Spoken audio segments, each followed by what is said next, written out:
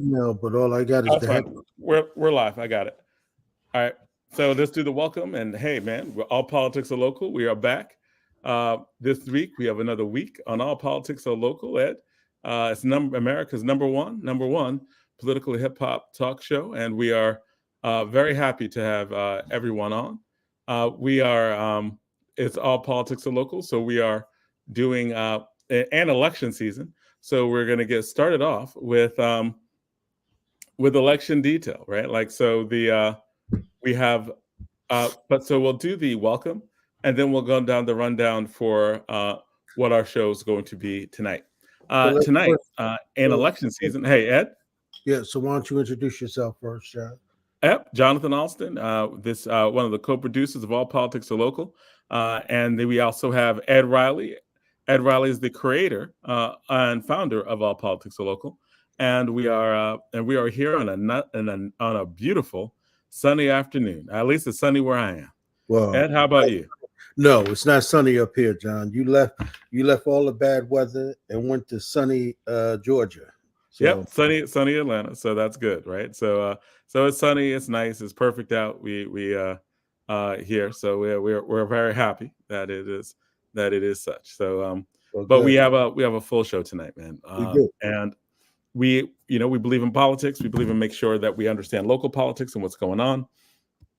And we cover things in election season because we believe in civic discourse, and we believe that people need to know what's going on, and they need to get out and participate in the electoral process. So tonight at 6, we are going to have the Orange Mayor, Dwayne Warren, come on and talk about the upcoming Orange Mayor's race. We already had one of the candidates on 2 weeks ago. At 6:30, we have Reverend Conrad Tillard coming on to engage, and he's going to be always talking about engaging intelligently in the political process. At 7 o'clock, we have Felicia Simmons and Elorm Ocansey of the Whitesboro Historic Preservation Project. They were on before, and it's really a great history story about a town in southern Jersey that is really about preserving historic Black town. And that's just a really fascinating story, and I think you'll like it. At 7:30, we have Tova Fry. It's a story about surviving genocide. Right. It is, right? Like, and I don't think people take these stories for granted, right? Like, these are all Black town, but how did it form? Where did they come from? Why did they leave North Carolina? Why did they leave the South and go to the North? And I think that these are really, really good history stories about how we survived in that resilience. And at 7:30, we're going to have Tova Fry. She's with the Jewish Voice for Peace with Stop, and she's going to be talking about stopping the genocide in Gaza. It's a conversation that we're going to have. A lot of times, people assume that that people's beliefs are based on their religion or ethnicity, but those things are like anti-Semitic, racist, to assume that people will only have one view when there are a multiplicity of views. I mean, it's Black people, we know this. There are Black people of all different views within our own circles, and it's important to respect people and take them seriously because there are reasons behind it, right? And listening and hearing become really important at all times. And then we're going to have at 8 o'clock, we are going to have another Orange candidate, and that candidate is the Orange Councilwoman Quantavia Hilbert. Will be coming on at 8, and at 8:20, because again, the Orange Mayor's race real important, so we want to make sure we have all people on, and really to have a conversation about the election. And then, of course, at 8:20, we're going to be starting our hip hop conversation with, and we're going to have some good people on. It's going to be fun. We're going to have writer Marcus Reeves on, and he wrote an incredible book on hip hop. He was interviewed in the PBS documentary on hip hop, former writer for Source Magazine, former writer for the College Entertainment Review, has another book out on the Bronze Shields. He'll be joining us for that fun conversation, fun, sometimes serious conversation. And we will also have Hakim Green. We call him Newark's ambassador to hip hop. He's an independent rap artist who's been doing it since the 90s. He has his own podcast. and old school rappers frequently reference Hakim Green as being integral in many of those Def Jam days, and we'll talk about that more when he comes on. So we got a full show, we've got a full lineup here, and so before we get into this, and before the Mayor of Orange comes on, Zai, tell us more about the guest that you have coming on later in the show.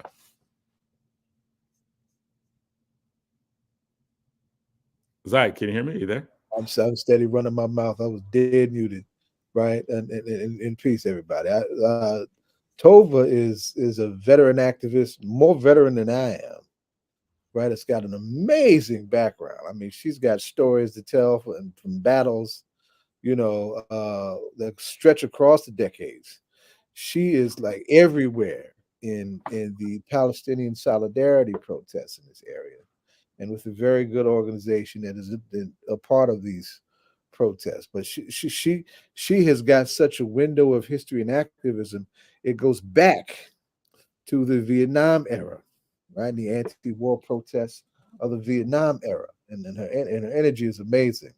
So one of the things that we're going to talk about is what are the similarities and differences between the peace movement then and the peace movement that is now. What are the parallels? What are the differences, right? And why are both important, right? And then her own stories. One of the things that is happening in mainstream media, you would not know that there are a multiplicity of voices that make up the Palestinian solidarity movement, including many folks who are of a Jewish background, right? And then Tova, Tova can really tell her own story. I don't want to tell all her story now, but she's got a family, grandparents. She lost her grandparents in the Holocaust, right? Born in occupied territory, right? And has been she has probably been as active in all of her adult life as I have been in mine, and she's a little older than I am, right? And is very unapologetic about her principles and her radicalism.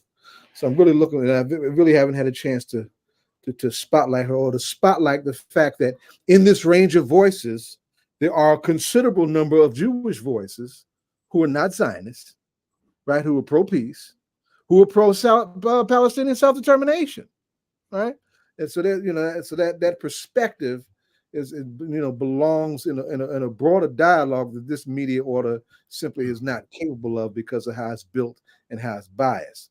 But it's a voice that we haven't shared in this space recently. We've had some other solidarity voices, but not a voice from that background, and that's I'm sure that's going to turn some heads. But she is one of a number of voices from that community that not in my name are very serious about that, and we shutting traffic down and doing sit-ins, all kinds of stuff, So I'm really looking forward to have that conversation with her. And of course, the Whitesboro story, as you were trying to introduce it, and I had to jump in with the G word, the big G word, because it's real stuff. The end of Reconstruction, the last major battle for what was supposed to be a reconstructed country with certain citizenship rights that were supposed to be given to the freed, formerly enslaved African people, was violently overthrown in the South, right? And that overthrowing process began with the Hayes-Tilden Compromise back in 1876, when they compromised to pull the Union troops out of the South and abandon protecting our ancestors in their newly freed status. And the clans of the South really went buck wild during that period. Came to a head in Wilmington, North Carolina, and who had the last Black person from that era in Congress by the name of George White. He was violently purged in a Klan attack on that Black community, and a lot of those folks made an exodus, right, to save their lives out of Wilmington, North Carolina, to a space that is the tip of the southern part of this state that they named Whitesboro. And there's been a back and forth as to how the town is or is not going to be incorporated over the years. And that conversation is rearing up again as that community tries to preserve its legacy. So it's just some heavy stuff that we're looking forward to having. But yeah, so that's where we're at, and of course, I hope our own representative, Madam Donna, comes in, because we're getting ready to talk about her town in terms of these elections. So that's going to be interesting. Oh, yeah. Absolutely. Yeah, and of course, I think this is the incumbent, Mr. Mayor Dwayne Warren, getting ready to jump in here. Gentlemen, can you hear me? We can. There he is. Hey, welcome, Mayor Warren. How are you, sir? Welcome. Thank you. Hello, can you hear me? Better now. Hold on. Hello. Oh, you're good now. You're good now. Okay, good. All right. Well, welcome, Mayor. Great to have you on. You've been on our show quite a few times because you've been mayor for quite a bit, right? Yeah.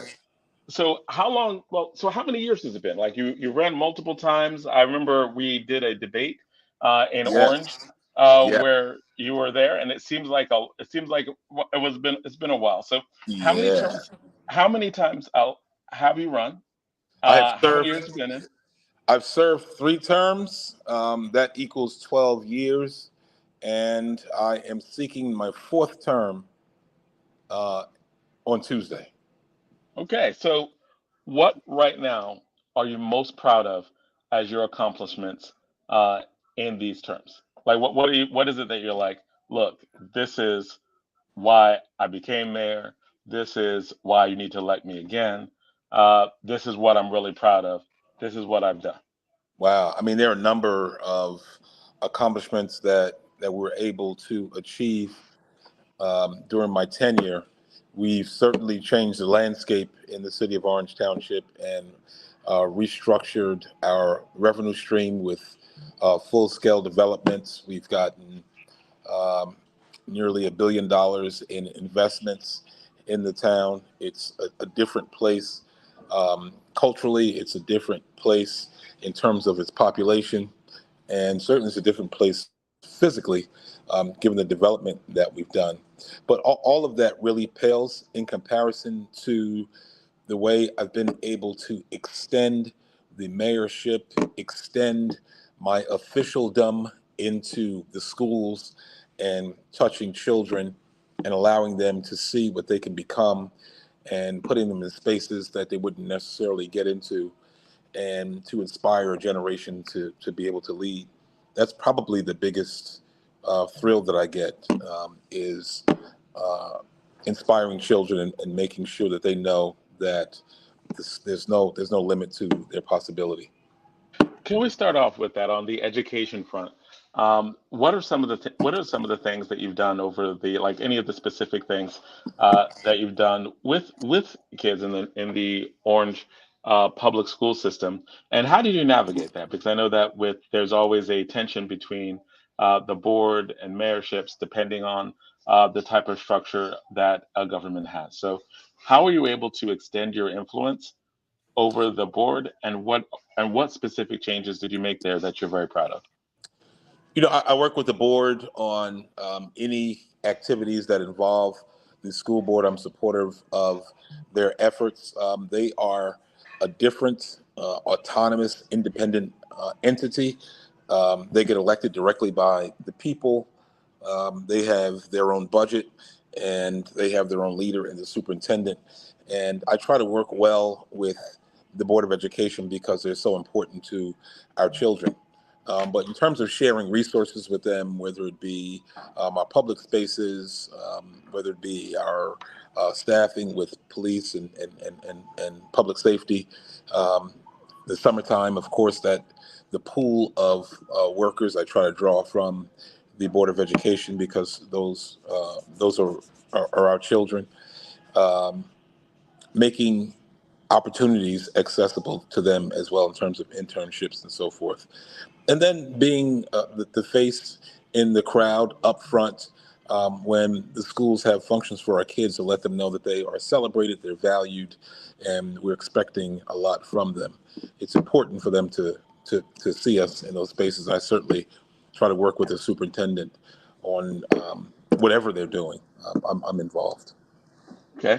So, so on the issue of education, does anyone else have any comments or anything to talk about with respect to that? Because I know that we're going to be going into different areas. Can I ask a question? Yes, Donna, is it to education, or are you jumping to a different subject? It's education. Okay. Mayor Warren, thank you for joining us. Councilwoman, how are you? I'm great. I know one of the projects I had the opportunity to start with you was the program that was going to be a partnership between public and private and returning a rec center to the city of Orange. Is that program still a go? And can you just tell us where that project is, or have you scratched it? Yeah, I'm very excited about that. So you know where the Y is, and where the institution known as Rossi Paints was until we moved. We purchased that property, acquired the Y property, and it's slated for demolition. And that corner will have a top quality recreation center. They'll have some residential units behind it, and the recreation portion will be a public-private partnership that will build so that we could ease the burden on our own taxpayers. But we'll have a swimming pool, it'll have courts, exercise rooms, it'll be full service operation, and it's going to be at that site. They just finished gating it off so that they could start the process of demolition. I'm happy to report that it is a minority developer that's going to be doing some of the programming as well. It's just a great project, and it's long overdue for Orange, that has traditionally been a headquarters for recreational activities, given the 3 Ys that were here, given the community centers that were here. This is certainly a welcome addition to that. Thank you. And are there any other questions that deal with like education or the why? And just a big shout out to Donna. Donna's former councilwoman in Orange and has a particular knowledge and expertise of all things state politics and statewide, but very much in terms of the city of Orange. So, question. I just want to ask, peace, brother, man. By the way, peace, brother. So, how you doing? I'm good, man. How are you? So, when is that project slated to get started? They just put the fencing up now, which is they do before they start the demolition, and then they're going to come in and pay whatever the fees are for demolition permits. We'll have some preliminary reports to the neighbors around the project, and then they'll start the project, and I think they'll build. And I think they're looking at 12 to 15 months as a dream, but I suspect probably 18 months. Okay. Right. So you mentioned a lot about economic development and the billions of dollars that's been going into building and development in the city of Orange. One of the candidates who was on a few weeks ago talked about how their development might have been happening, and to paraphrase, that may need to be think about, maybe need to restructure. There are always questions about gentrification, affordability of housing. What is it that has Orange grown too fast? How would you answer people who would say that there are many people who are being left out of the development of the pricing in terms of expenses being able to afford to live in Orange? I always answer those questions by please show me your data. But in generally, the developments that have happened here in Orange, and if you track them, if you look at the Vermella site, which is a luxury unit, is built in the place where a vitamin manufacturing site was. There was no one living there. The site paid maybe 1/10 or 1/12 of the revenues that we would collect from that site at this point. You'll see buildings along Freeway Drive where there was vacant land or undeveloped land, and those taxes will pay 20-fold what we were receiving before. So that's helped to our revenue as well. In Orange, if you look at the history of development, the last time that market rate housing was built was in the late 60s, early 70s. We have more affordable units on the rolls in Orange than anywhere else in the county per capita. We have nearly 3,500 units of affordable housing. We haven't built market rate housing here in 40 to 50 years. And now that's happening. At the same time, though, we're preserving the affordable housing. We just went through a number of rounds of new applications for pilot agreements that would preserve affordable housing. And that's one of the issues that we faced was a rank and file misunderstanding of the pilot process and how it's used as an incentive to develop. At one point, there were, my opponent and others were calling for wholesale stoppage of any kind of incentives to develop. And I had to roundly educate them that there are 7 senior buildings that depend on those kind of incentives in order to keep their rates where they are and not have to go market rate. So where there is affordable housing, we certainly want to preserve it. I am moving our development strategy toward affordable and home ownership.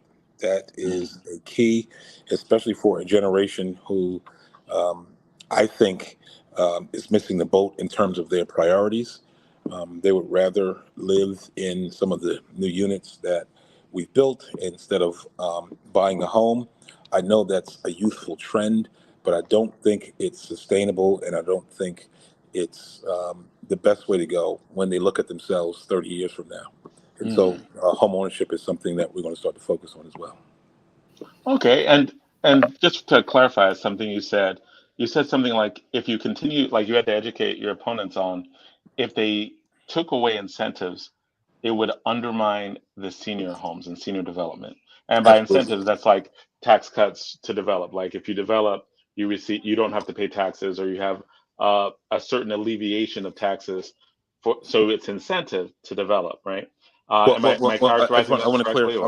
I just want to clear that point up. You always have to pay taxes, but an abatement says that, let's say you build a $15 million unit, a portion of your that $15 million has to be paid to the city, and that portion has to be paid yearly from 5 to 30 years, whatever the length of the tax abatement is.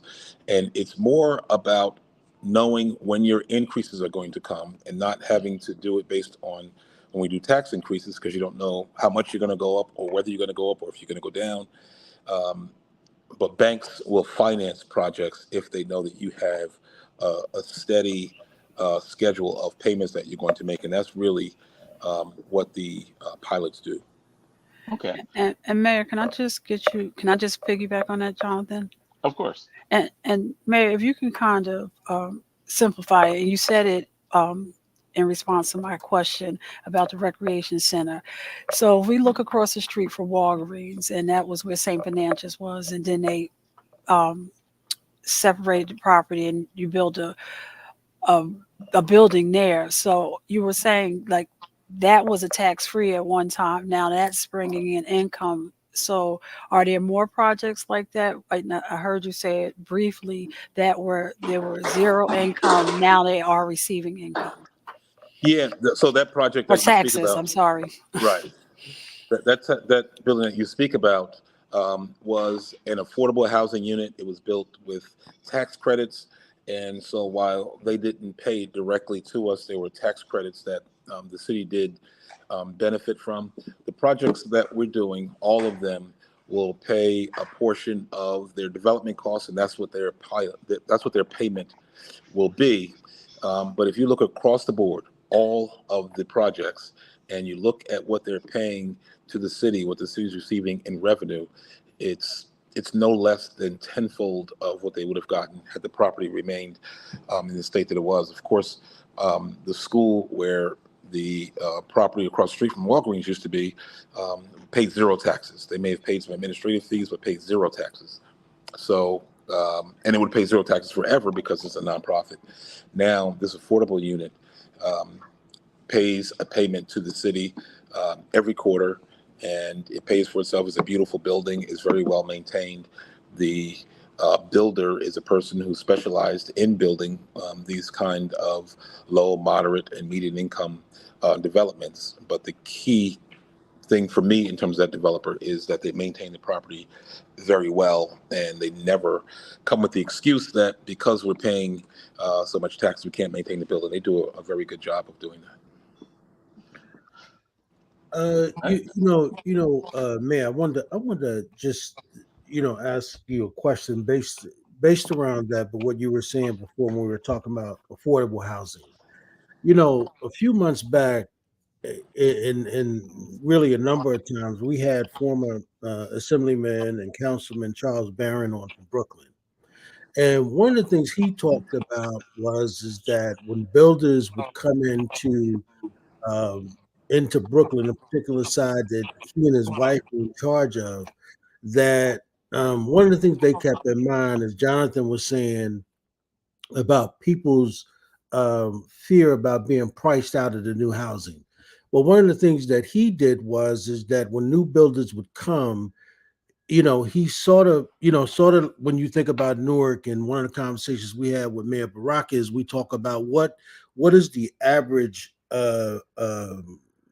income of your residents, right? What is their average income? And so one of the things Charles Barron said is that he would not let folks come in and who were going to build properties and then look to rent out those properties for people who could not afford those particular rents. Is that something you looking at as well? We want affordability to be something that's important when you build market rate. We have to be careful to determine what market rate is for this market. If we said we wanted to build market rate for the region, which is a lot more affluent than here in Orange, then our market rate prices would be up. So we determine our market rate by what's here in the city of Orange Township. And when you look at COA, the Coalition on Affordable Housing, and some of their standards across the board, Orange and Montclair and Milburn are probably in the same catchment area.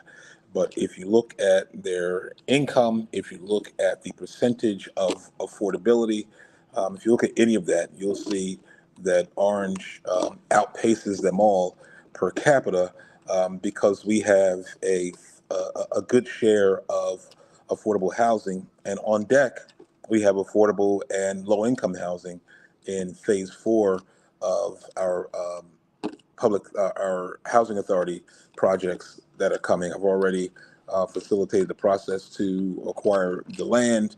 I think they've applied for tax credits already, and I believe they're shopping for a developer who would assist them in that project. But that project is going to be brand new housing, some townhome housing, and it's going to be a beautiful project. And then right next to it, in the East Ward, is where we're going to focus on some home affordability. A number of units are going to be there. A developer is going to develop there, and in the West Ward to build home ownership. Do you know what the average income is for the residents in Orange? The average income has actually increased in Orange. I think at a point it was about 35 to 38, and now it's inching up somewhere to about 45 in that range. And it's based on what we see on the books and not the other income that comes in, but on a safe bet, I think it's about in the low to mid 40s. Yeah, because one of the things that Baraka talked to us about a few months back, when he was talking about housing in Newark, one of the things he said was in Newark, the average income is 23,000, and then he said the state was 37,000. And so when folks are using those numbers, he said we can't. He was talking about Newark. He said Newark can't be looked at from the state perspective when you're talking about a 37,000 average income. Well, that's fine for Livingston. That may be fine for Montclair, but that's not the number that we need to be looking at when we're talking about affordable housing in Newark. And one of the things the mayor in Newark just recently said to us was, he said, when you talk in affordability, he said affordability is where you living at, where you can afford to live. Right, that's affordability. So and so when we're thinking about housing, I think that because this, because Mayor Baraka says it too. He says that all black males are having the same issue, right? All of us, we a lot of black males have inherited a lot of those problems, and they're doing their best to try and clean it up.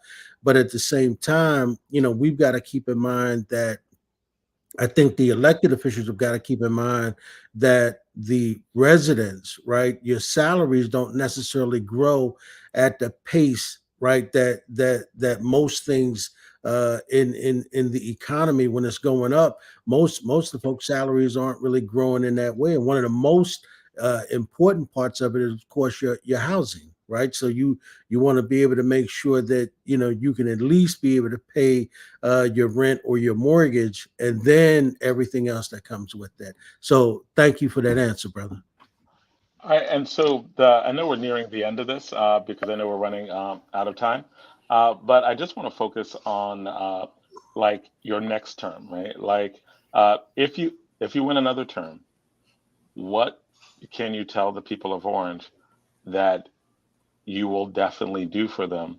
And it could be something concrete, like a project or something that's dealing with a particular problem that you're like, hey, this is some unfinished business. This is what we need to do. What would that be? Hold on, Mayor. Yes. Now, all right, we got. So, what would that be? Okay, a number of things that I'm going to focus on pretty strongly is we have the Orange Memorial Hospital site look to be developed. We've tapped the developer, is responsible, he has a good plan, and is willing and ready to go out on the road to make sure that we have the kind of community meetings to determine exactly what that looks like, including the possibility of having a municipal complex on that site as well. So that's going to be a very large focus on ours. I do want to complete a number of the road and infrastructure projects in town. We've done a steady stream of roads across the city, but we're not finished yet. So that's a big portion. And a project that we have right on our radar is the Main Street redevelopment, where we're going to go from the East Orange border to the West Orange border and redo the entirety of Main Streets with lights, new paving, sidewalks, street furniture, and to try to couple that with grants and aid for those businesses who want to do refacing of their stores and the signage program. And in that same vein, I want to increase the work and the reach of our urban enterprise zone to make sure that our commercial district develops together with our residential district, so we have a great marriage. Economics, it's not just building the building, but it's to have something to sustain those neighborhoods through jobs, through shops and businesses that are in town. I just named a small business committee and an accessory dwelling unit committee to study the issues of small business in town and to start to chart a path to develop that. And also an arts committee where we're looking at taking various spaces that are underutilized throughout the city and making them centers for art and culture that we see as an economic driver for the city as well. And I'm also going to try to kick off an institute that educates our young people about the political process, about civics. I'm not satisfied with the current crop of those who would seek office, those who would seek to do policy. I just don't think that we're readily prepared, and I think we have to do more on the front of preparing our young people to not just be an elected official, but to understand what that means, to put the background work in, and to be advocates on every level of government. I don't think we've done that efficiently. And then finally, I want to continue my partnership with the Board of Education to make sure that we get the funding that we deserve. This has been a long fight in terms of getting equalized funding. We did better in the last few years in terms of getting our buildings addressed and getting additions to schools and so forth. But the funding mechanism has to do better and has to be better. And we've taken what little we've gotten, and we're the top school in the county for our STEM school. Our high school is moving forward by leaps and bounds. So we've done a lot with what we get, but we deserve more, and we could deliver more for our students. You know what I want to add, John? First, I want to say to the mayor, thank you for what you just said about young people and civics. You know, Yeah. You know big. that was that too. Yeah. Yeah, that my brother, and you're right, helping to prepare them so that they're ready. That was one of the things that the congressman, our late brother Congressman Payne, talked about. You know, being able to go in the community and do that more, right? So that Right. people understood, you know, running was more than just say, I want to be a council person, I want to be a mayor, Yes. or I want to. Yes. What does that entail? That me. Right? Mm-hmm. And there needs to be an education behind it. So just the mere fact that you're now saying, I'm looking at that and I see this current crop, you know, because they've got a whole nother perspective, man, and that and Absolutely. notification. So kudos to you, my brother. And you know, here at All Politics and Local, anything we can do to help you facilitate that, consider us one of your partners, man. I will need you. Jonathan inspired an entire class of students when they had our debate. I think that was when he came in and monitored debate and just put on at a the show. Y, right? Yes, at the Y. Mm-hmm. Just put on a show of how you maneuver public policy and how you raise issues. That kind of thing needs to happen more often. Yeah. Making sure it does. And I think that would be an incredible addition to the legacy. Well, thank you. And I just wanted to piggyback on that because half an hour is not enough. You're going on your third term, Mayor Warren. Which you could talk about how the STEM Academy came online and now it's at the top of the schools. I want to say in the nation, maybe. It's rating very high, what you're doing there. But even what you said about civics and what Congressman Payne was able to help the city of Orange achieve when we all brought students down to DC annually. So I commend you on that, and please keep doing that, because if you think about the first bus that went down, they will probably be ready to run for council in another year or two. Absolutely. And I was just going to say to you two things. One, on the matter of arts, Zai, let me just say, was it you, Mayor, who started this thing? Who could take the most students, Newark or Orange or East Orange? Was it you started? But again, remember we're running up on time, so all right, we need I'll get back at Ed, man. You just jumping on, Ed. Yeah, starting trouble. No, it was Orange who started it. It was Orange. All right. So, but Dwayne, we're coming up. Listen to your mother-in-law on the arts and creating those education spaces on civics. She's a teaching legend on that, on both of those fronts. Absolutely. Go sit down in Mama-in-law's kitchen. She's one of my old comrades. and we met on the artistic front, right? You got a Jew right in the house. So just take the world with it. Thank you for that. And of course, Zai, just briefly mention who you're talking about. Don't just name drop without name dropping. Let her know who she is. Don't title drop without the name. Yeah, the legendary Marsha Brown. That's right. Right. So Marsha Brown, Vice Chancellor at Rutgers, and mother-in-law to the mayor. Just so that you have the context of that. And John, we need to thank her because we exist partly because of Marsha Brown. So that is true. Marsha Brown is the reason why the show actually exists. Why we're able to be at Rutgers, because of all the things we talked about. But for finally done, I'm going to give you the last say Mayor, on this. Well, this is a special weekend. This is a weekend where we'll be honoring our moms. So in closing, Mayor, is there anything you would want to say to our mothers? And could you let us know while you're out there hitting the pavement, is there a hip hop individual or group that you listen to before you go out when you're doing a speech or talking to the residents to inspire you? So to our moms, happy Mother's Day. The most gifted person in my life was my mother. Whatever I am today is because of her. I listen to my mother and follow her directions blindly. I'm glad she was gracious enough to do it, because I could have been led right down the hole, but I did exactly what she told me to do, and it has worked out. It has worked out in spades for me forever. I was happy to be able to give her 2 grandchildren, and when they were little and crying, I never spared a moment not to let my mother see her grandchildren. But mothers, you have a special place, and I think we ought to reemphasize that in society. It was mothers that put Barack Obama in. It was mothers that put in Joe Biden. It's mothers that put me into office and guided me to where we need to be. So we should look at mothers not as just people that help to raise us, but people who create our society and make it better. And so we should all honor our mothers, whoever mothered us. And I've been mothered by so many.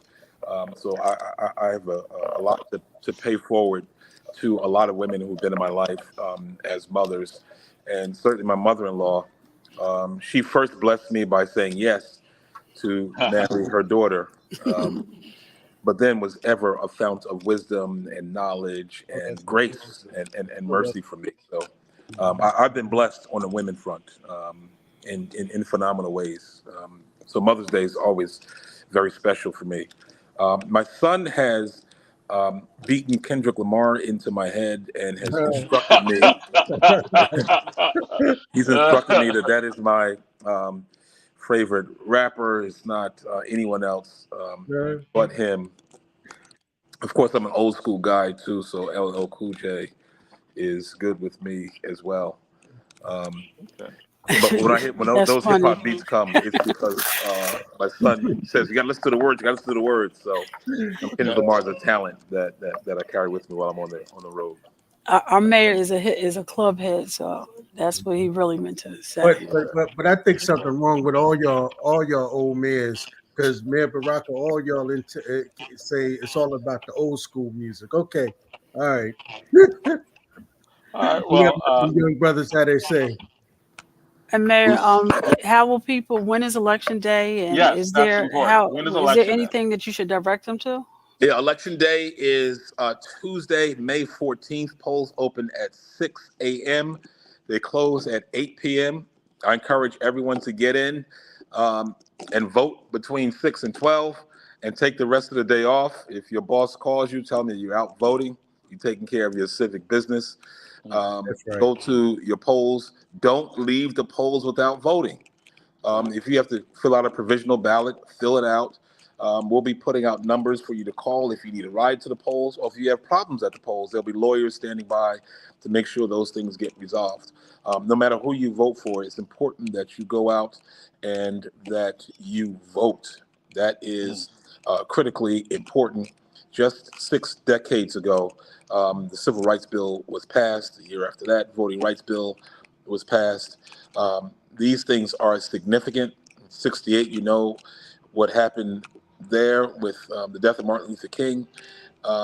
And we've been on a civil rights journey forever, and we can't ever let it end at the polls. We have to go and take care of our business at every election.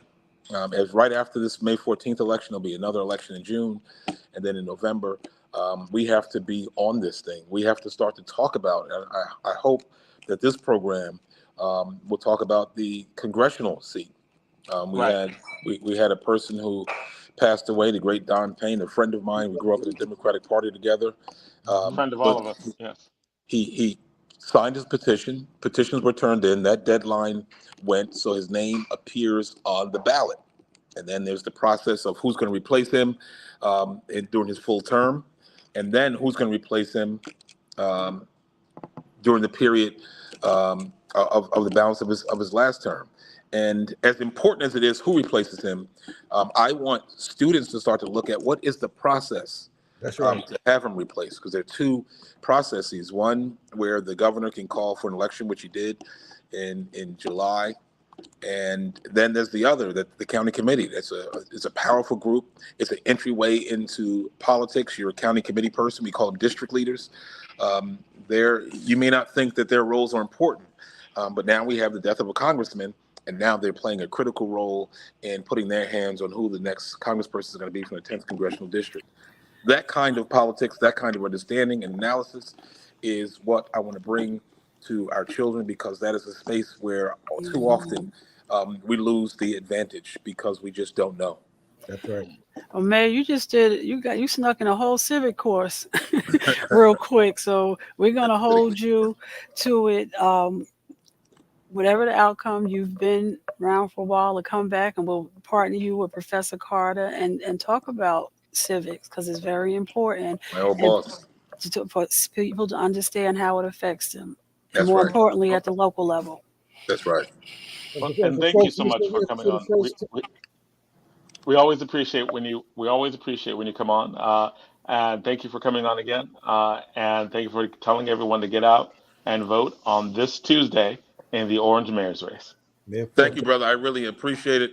Karma sends her love and says, make sure you treat Jonathan right. So I hope I did all right, Jonathan. Oh, did great. Did great too. A brilliant doctor, great friend, very good person. Yes. Take care. Thank you. Thank you. And for folks listening in, we mentioned Congressman Payne.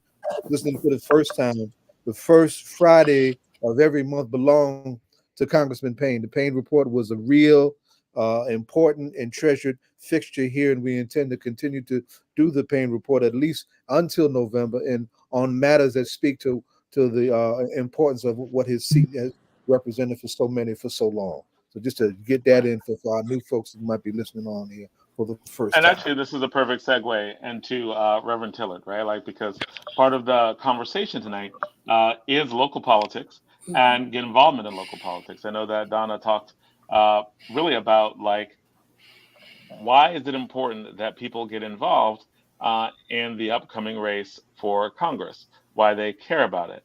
And I know that Reverend Tillard had something to say about the importance of local politics in that way. So, Reverend Tillard, welcome back on All Politics Are Local. Love having you here, man. Of course, it's always great to be here. Can you turn up a little bit? Because I'm sure you're going to have a lot of great things to say. I need to hear it. Can you hear me now? We can hear you. Okay. What about now? Yeah. Now it's better. Okay. So, first of all, it is always a pleasure to be here. And it's very much a pleasure to follow my good friend, Mayor Dwayne Warren. And I give him a ringing endorsement for the election on Tuesday. I've known Mayor Warren since I was a student in New England, and he was up at UMass with my good friend and my homeboy from Washington, D.C., Tony Walker, the late, great attorney Tony Walker. And so I know him going back years and years and years. So he's a fantastic person. As you all have correctly stated, his wife is just a wonderful physician and person. His children are outstanding. So I think the folks, I don't know who's running, Well, I tell you what, the people in Orange have an outstanding choice if they continue to go with the mayor that they have. I've seen the development in that city over the years, and I think it would, sometimes you just have to stay on the road you're going, and I think that'd be wise for the people of Orange. Mayor Tillard, I was about to say, Reverend Conrad. Mm-hmm. I hear you, but I see a picture. Is that your son in that picture? Who's that picture? No, that's me. That's what you call a throwback. That's many, many years, many reigns ago. Many reigns. So, Reverend Conrad, I want to get civics. I have a special place for civics. I think civics is very important. I'm thankful I came through school at a time where my teachers thought it was important, where when we became seniors, we had a whole class and we had to say, register to vote, and we had to, do a paper and say, when we go out into the world, when it's time to come back to our cities, how are we going to be a benefit to the city of Orange? And I just don't see that today. And we talked about losing the great Congressman Payne, and now we have a choice to make. And but the first choice is we have to let people see that they are voters here in the 10th Congressional District. What is it that we can do to inspire, in like Essex County, he's in Union County, the numbers have been around 30-40% on voter turnout. How do we get 100% turnout? And have you, I think the closest we ever got to 100% is when Barack Obama ran for president. What do we do to invigorate back to those elections, or even probably elections prior to that? I've always said that, one of the things that the Black Panther Party got right in theory was that you have to have political education. And unfortunately, African-American communities have been so oriented to vote for big elections where there's a racial dynamic, and that sort of gets the blood boiling and people come out. And so that works in a presidential race. The politics of fear is always being used to get Black voters out.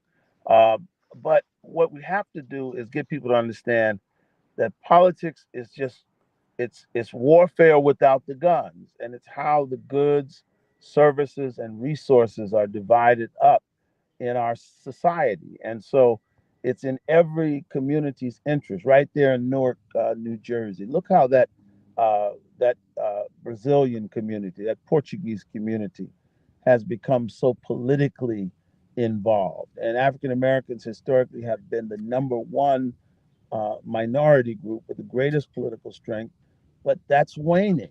And so when you don't think about your school board elections, when you don't think about the sheriff of Essex County, when you don't think about the tax assessors and all of these races that are equally as important to the community, you sort of, that's where you miss it. So I think we have to have very vigorous political education, encourage people, evangelize it for people to vote, not only in the big elections, but every election as a discipline. And I think that's what you have to do. They have to hear it from the radio stations.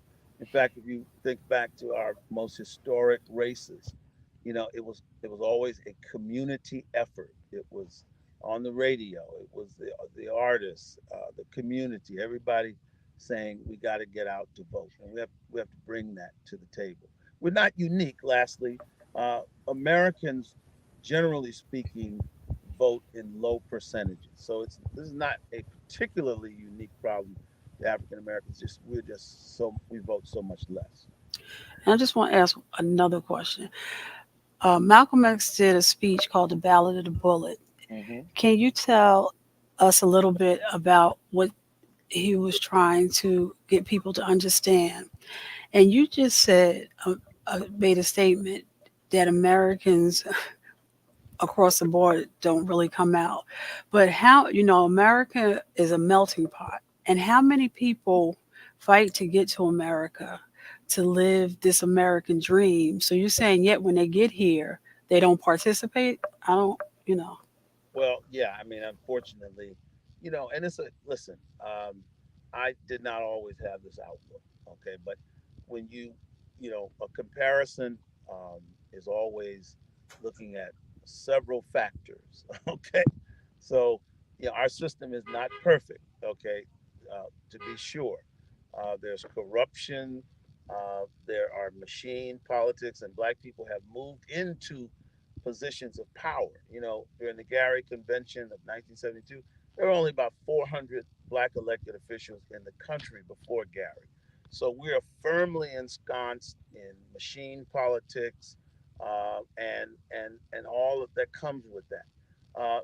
But that being said, I would rather live under this system where I have a franchise where I can go out and vote than a system where the winner gets 99 or 100% of the vote. So we have to understand it's relative. It's not a perfect system, but why wouldn't you want to participate in the voting process when to not vote is essentially to not count in the way we divide up the spoils of resources in this country. So that's Now, why. now, now, I don't think a lot of people really understand what you mean by that, right? Like, Right. as in divide up the spoils. Because whenever I'm like, I always say, and people disagree, but I say that voting should be compulsory. And one of the pushbacks is, oh, it should be voluntary. And I'm like, because it's not democratic if it's not voluntary. It's coercion, it's force. And I'm like, they take your taxes by coercion. So I can force you to pay. But when we talk about how to divvy it up, that's what we don't people want people to get involved in. Now, this isn't about the compulsory voting thing. It's just about what's at stake, right? Like Yeah. you said that we are dividing the resources, and voting is about that. In a congressional race that's coming up, what does that mean? Like, what does that? Can you break Sure. it down for the average voter in terms of what do you mean by resources, and why is it that people actually don't want you to vote? Sure. What it means is when Peter Rodino was the congressman of Newark, black folks got a lot less resources than they did when Congressman Payne Sr. and Jr. Were the congresspersons. It means access to resources. Now, every black person is not going to get resources when Raz Baraka sits in City Hall, but certainly more of us will get resources uh, when Raz Baraka is in office than we did when what was that other fella that ruled the Cory room? Booker. No, not Corey. I'm talking Adonisio, Adonisio. You understand? right? Baraka. Adonisio was the Italian mayor of Wonderful. Newark, Exactly. that was widely seen as highly racist, Exactly. supported by Imperiale, where there would be Martin Luther Absolutely. King, Absolutely. uh, and the high rates of police brutality that were so intense So all you that have they to do sparked is the uprisings. ask folks in Newark, do you have more access to Essex Community College and Rutgers and all of these institutions when we are in these positions of power? And that actually, if people really think about it, that's what the Ku Klux Klan was fighting against. They knew in many of those southern states, in many of those counties, blacks were the majority of the population. And they knew once blacks were able to vote, blacks would do exactly what they did do. They took over those sheriff offices. They took over those mayors and those congressional representatives and all of those local offices. So, you know, people don't want you to vote because hey, if you don't compete for the resources, then they will go to me. And that's what groups like, the Latino community is gaining. And, you know, you see that in Newark. I mean, obviously that Portuguese ward is very strong politically. So, it's something that we have to continue to do. Malcolm, he made that speech in 1964. I mean, think about how much political progress we've made since 1964. So I think it's evident that we've gotten further with the ballot than we would with the bullet. And it's just a matter of our folks really understanding how the political process works. But I think the evidence is clear that we're doing good, we're doing the right thing. But I've made some suggestions before, and there are other things we can do to perfect our understanding of the political process. One thing I was going to ask along those lines, like there, as it seems like, and we're predicting that the race for Congress will involve a lot of people, right? And it's Congress, right? So that means that there are going to be a lot of interests that are highly interested in having their say with a position like that. Can you talk specifically about what we need to really look for in a field, right? Because probably everyone in the field is going to be black, but we all know that just because you are a particular color does not necessarily mean that you will be in the interest of the community, right? Like different people serve different interests. Black people, like all other people, are very diverse, and black politicians are very diverse, as in some represent corporate interests, some represent particular wards or counties, some represent, like there's a complexity in that. What should people really look for when they're choosing between candidates for a position like the United States Congress? Yeah, I mean, this is first of all, my condolences to the Payne family, one of the great families of New Jersey and of Black America, and this is a great loss, certainly, and of course, Thomas Tip O'Neill famously said, "All politics are local," and the story behind that statement was that Tip O'Neill, the venerable Speaker of the House in Boston, asked his next door neighbor one particular election day. He waved at him and said, thank you for your support." And his neighbor said, "I didn't vote for you." And Tip O'Neill said, "Well, you've been my neighbor for 25 years. You didn't vote for me?" And his response was, "You never asked me to vote for you." And then it crystallized to Tip O'Neill that all of his great work nationally, what he was doing at the time, but it starts local. So I don't live in Newark. I've never lived in Newark. So be it far from me to say who to support. I know my aunt was disappointed that her pastor, Pastor Straughter, didn't run. She was very Pastor Slaughter. That's our pastor. Yeah, she was very happy that he was going to run. So she had hoped to vote for him. But I tell you this, you see, again, I'm sure they're going to be great candidates. And the people in that city know who's fought for them, who's been there. You're absolutely right. In Central Brooklyn has been devastated. Central Brooklyn produced people like Shirley Chisholm, produced people like, Al Van, Al Sharpton, Sonny Carson. You name it, Annette Robinson. Now we are represented by essentially 5 members of young blacks, members of the Democratic Socialists of America. Now, these are folks that they're our color, but they're not our kind. We had a big rally in Bedford-Stuyvesant last week. They have an enemies list. And when you look at them, all around them are young whites, and yet, they are able to secure these seats in even neighborhoods like Ocean Hill, Brownsville, because a key 30 to 40% of the white community has moved into these communities, and an organized 30% can beat a disorganized, disenfranchised, uh, complacent 70% any day of the week. And so I don't know the candidates, but I do know this. You all know who's fought for you. You know who's been in the trenches. And we should be rewarding people. Our best politicians have been those like Ras Baraka, who already had a track record of leadership. Adam Powell, he was an activist before he was an elected official. And so, we've moved to this sort of professionalization of our elected officials. We want all of these lawyers and everybody's the new Barack Obama. So, we need to get back to looking at what have people done. And if you fought for me in the past outside of office, I'm confident that you're going to fight for me even more so when you get to office. And Reverend Conrad, and what you just said, even President Obama knew that, because when he ran, he went right back to basics. He went to coffee clutches and in people's living rooms. He started out small. He took $5, and he, like you said, it was going back to basics.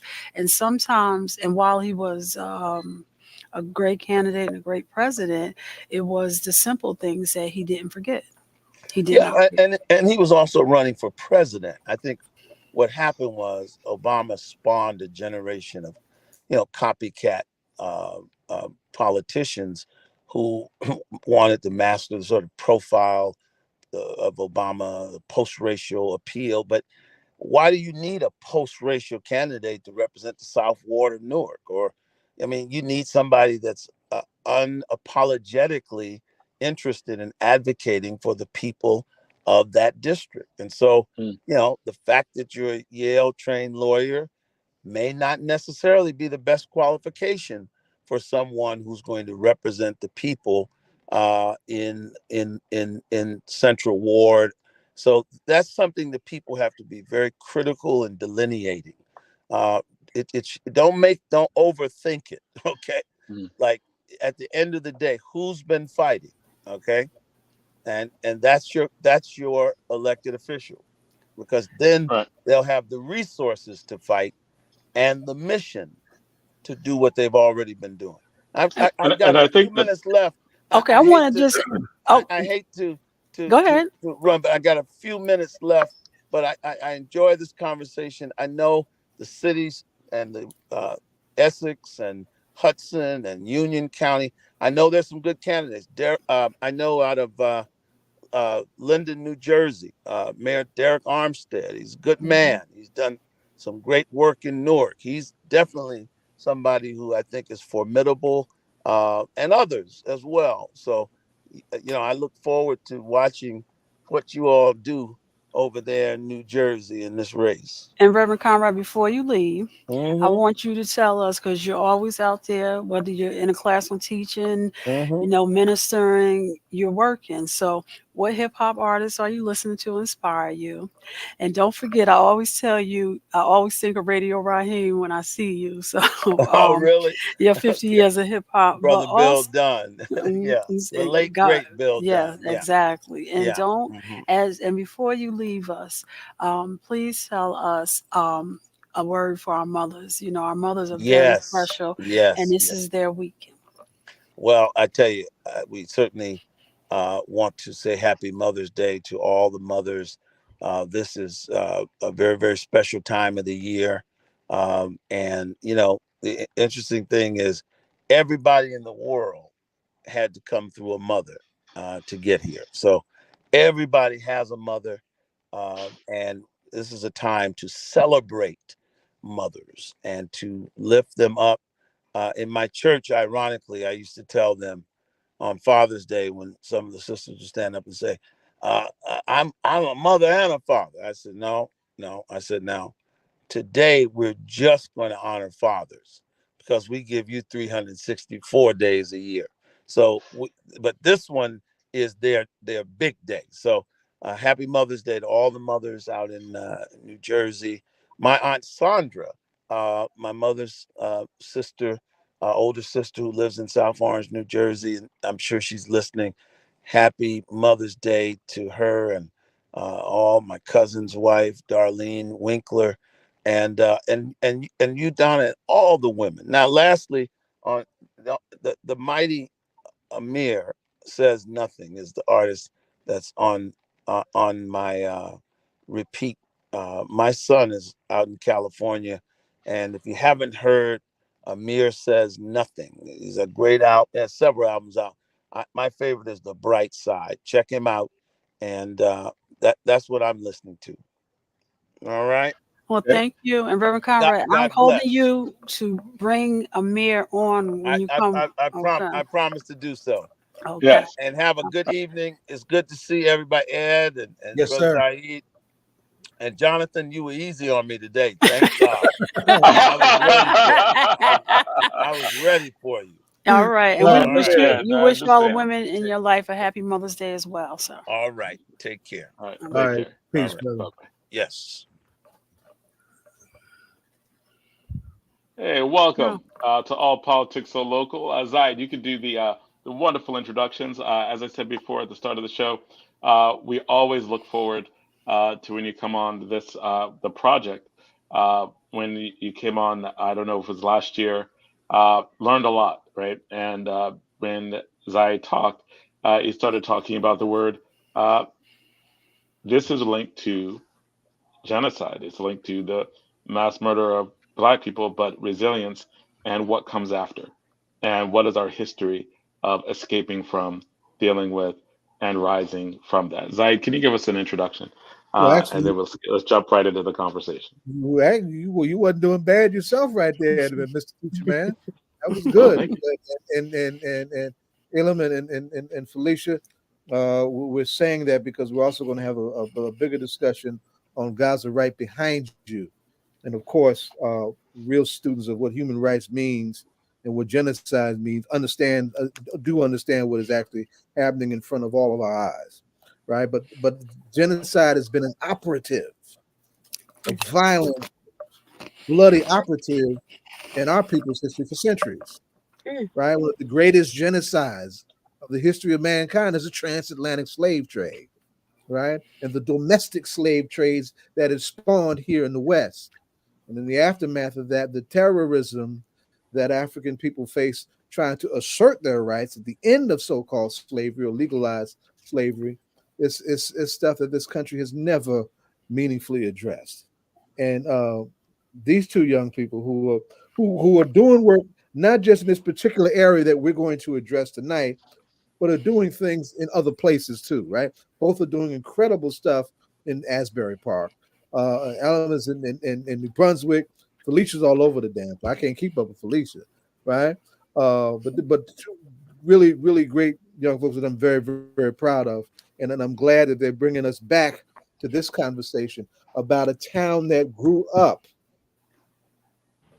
in the blood and ashes of the Wilmington Massacre of 1900, attacking principally to the overthrowing of the seating of Congressman George White, the last Black congressman from the Reconstruction era, and how many of those folks left Wilmington, North Carolina, and wound up in a space that they created for themselves, become to be known as Whitesboro, right? And that space now has had a back and forth history with trying to shore up the legitimacy of its space and staying a safe place that reflects that history. And these two young people are very important to where that conversation is now. So welcome back to All Politics Are Local. Not only do you have an event coming up tomorrow night, but let's go back over some of this history, right? And how y'all are manifesting and revisiting that history in a very Sankofa way for the urgency of this particular moment in that particular community. Greetings. Thank you. Greetings. Oh my God. I don't know. Face just here. There's no topping that. What else can we say after that? Well, he's gonna act like he's not, like he's humble. But I'll start. It's not true. It's not true, huh? No, not at all. Not Okay. at all. My name's Felicia Simmons.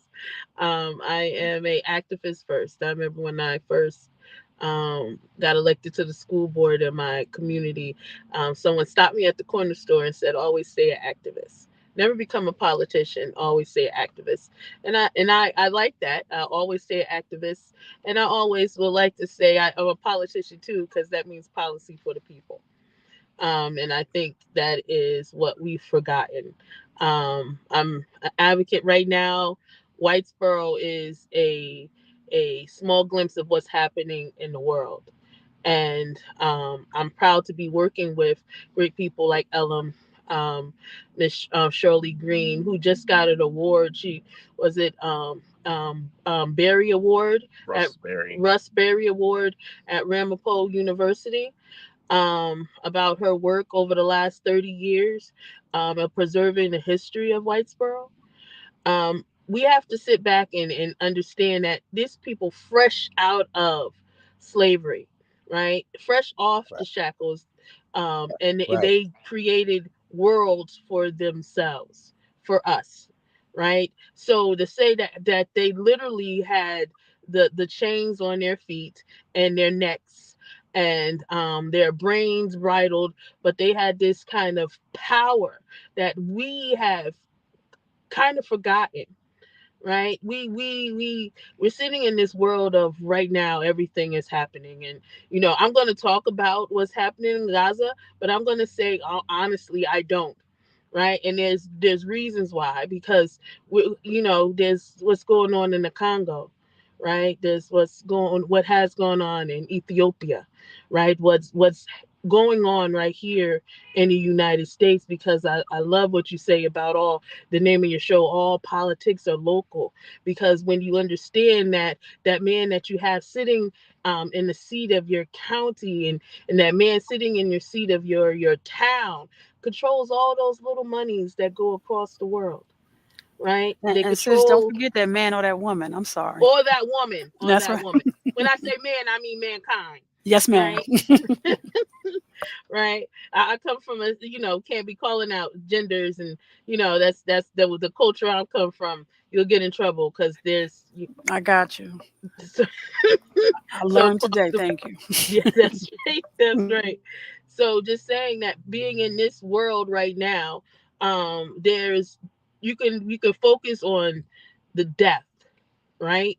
But we don't focus on the life, and how that life can cause the harm or the good of the people. So we have to be careful what we do with our hands, and the work that we put out day to day. And sit next to this person who, again, last time we were on the show, we were in the car, right? And this time we're in the show, we're in the car, on the way from Ramapo, Manawa, Mawa. then all the way up by New York. Then now we're going all the way to the end, to Cape May County, because to do the work of the hands, we got Mr. Larry Ham coming to Cape May tomorrow. Right? I was trying to, about my schedule. I got to be jammed up in New York City. I was trying to come down. Well, go ahead. Look, we wanted you. Look, we needed a little bit of Baba. We needed a little bit, but we got time. Right, we got time. You know what? And Cape May has such a history going back to Harriet Tubman and everything. And as you heard us talking earlier about civics and how we have to help our young people understand those who fought, and I mean literally fought, so that they can have the privilege, literally, right, the privileges that they have today. So that is the work you're doing, that you've been doing for so long, is just wonderful, and obviously it comes from the heart. So thank you, keep doing it. Thank you. New Jersey is a big state from one end to the other. It is, and but it's well worth it. I kind of seen a long time ago. I stopped watching television, right? About I want to say over 10 years, right? And that's one day I turned on the TV, which I rarely did, and I just watched the news, and it was a horrible news. And then another channel was something else horrible, and I just literally sat there and cried. Anyone who knows me knows I cry, right? And if I focus on all of those things, then I will never get out of my bed and stop crying. So I started working with my hands, the stuff that I can do to change my piece of the world, and then notice that little piece can roll into other pieces. And then we start a good, powerful movement. We find like kind, like yourself, right? Not all are, not all skin folk or kin folk. That's what Jonathan was trying to say earlier, yes. Right? But, when you find your kin folk, it's a beautiful thing. Like this person right here, like Baba, right? When we can meet up on, like you all, when we can meet up on like things and work, right? And honor our ancestors and pay tribute and do great things for our kids, right? So it's a beautiful thing. It's a beautiful thing. So I'm not gonna chat. I can chat. So if you don't know me, so I'm gonna mindfully popcorn over to Minister Ellen. Howdy, folks. Hello. I want to start by saying it's an exciting time to be alive, despite all the things that are going on, because we have an opportunity to build the world we want to see. Come on now. And that's the best thing about today. Just this morning, we've been from I set off this morning from Somerset County, popped all the way up to Bergen County, through Passaic, and we went to Morris, Union. Now we're in Middlesex, and we're going all the way down. So by the end of the day, we probably hit, I don't know, 15 of the 21 counties, but that's the work, and we're doing it, and there's nothing in our way. Absolutely nothing in our way to build the world we want to see. I think this is the truth that I'm excited to be living in right now, especially in this moment where it's clear as day. For anyone who doesn't know, clear as day that on both sides of the political aisle, with the two main parties we have, that these people are playing in our face. It's just making jokes. I think it's a game. And at this point, it's just foolish of us to just keep asking these people of things. Because it was a point in my young activism days where I sort of believed, it's just about a respect thing. We all got to give them the respect they need, and give them the respect they need. This a guy, but give them the respect. Give them the respect they sort of need. Just like, I don't know, pretend that we're friends, and that's how we get things for us. That's how they get to understand our plight. But clearly, that's not the case, because I don't know what else we could do at this point to really make it clear that what we need is justice. And with that, we're going to do it. We're going to do it ourselves, work with our own hands, build the community we want to see, build the world we want to see. And that's the spirit that we're taking tomorrow, to gather everyone in Whitesboro together. It's an invitation really to all the activism, all the folks all around the world to come support, come together, and let's work to build our own community. Minister, that's very inspiring what you said. And even with Felicia, you said you cut the TV off and start working where you can work. And it was so funny because I think for the first time last night, I heard Marvin Sapp's song, Listen. And it really has had me in a quiet space, listening to it time after time. And sometimes it's that we need to listen and encourage ourselves. And Felicia, you've just been an inspiration. I can remember day one with you, and but just to keep yourself inspired and energized. But that's a lot of work that you're doing. What is it that the program that you're going to be doing tomorrow, and what is it that you hope to accomplish? And how, if people want to participate, how can they contact you? Oh well, tomorrow is part of that work with your hands, and understanding that some of the people, we don't have a ruling class, right? That's something that I think people have forgotten when the so-called founding fathers plagiarized and wrote the Constitution. That it's supposed to be we the people, and we are the people. So when we sit back and let other people make decisions for us, right? When we sit back and let other people decide if our kids live or die. Now, see, we talk about what's happening in Gaza, right? But let's talk about how on both sides of the aisle, none of their kids are going out there, right? It's these people sitting in seats that gets to play with other people's lives, right? My son's life, right? My son is of age to go, right? He's the only child, so that won't happen. We go into Canada, we go somewhere. That's not going to happen. But understand that these people are playing with our lives. And you had a question last time about which person, right, should you vote for. My views are you vote for the person that fits your life, right? It is not selfish to say he fits my agenda, right? It's not selfish to say I have an agenda. I have an agenda that my babies get old, right? I have an agenda that I have an affordable place to live. I have an agenda that I need reasonable food to eat without poisons or anything in them. I have an agenda. Agenda means a plan, right? A long calculated plan.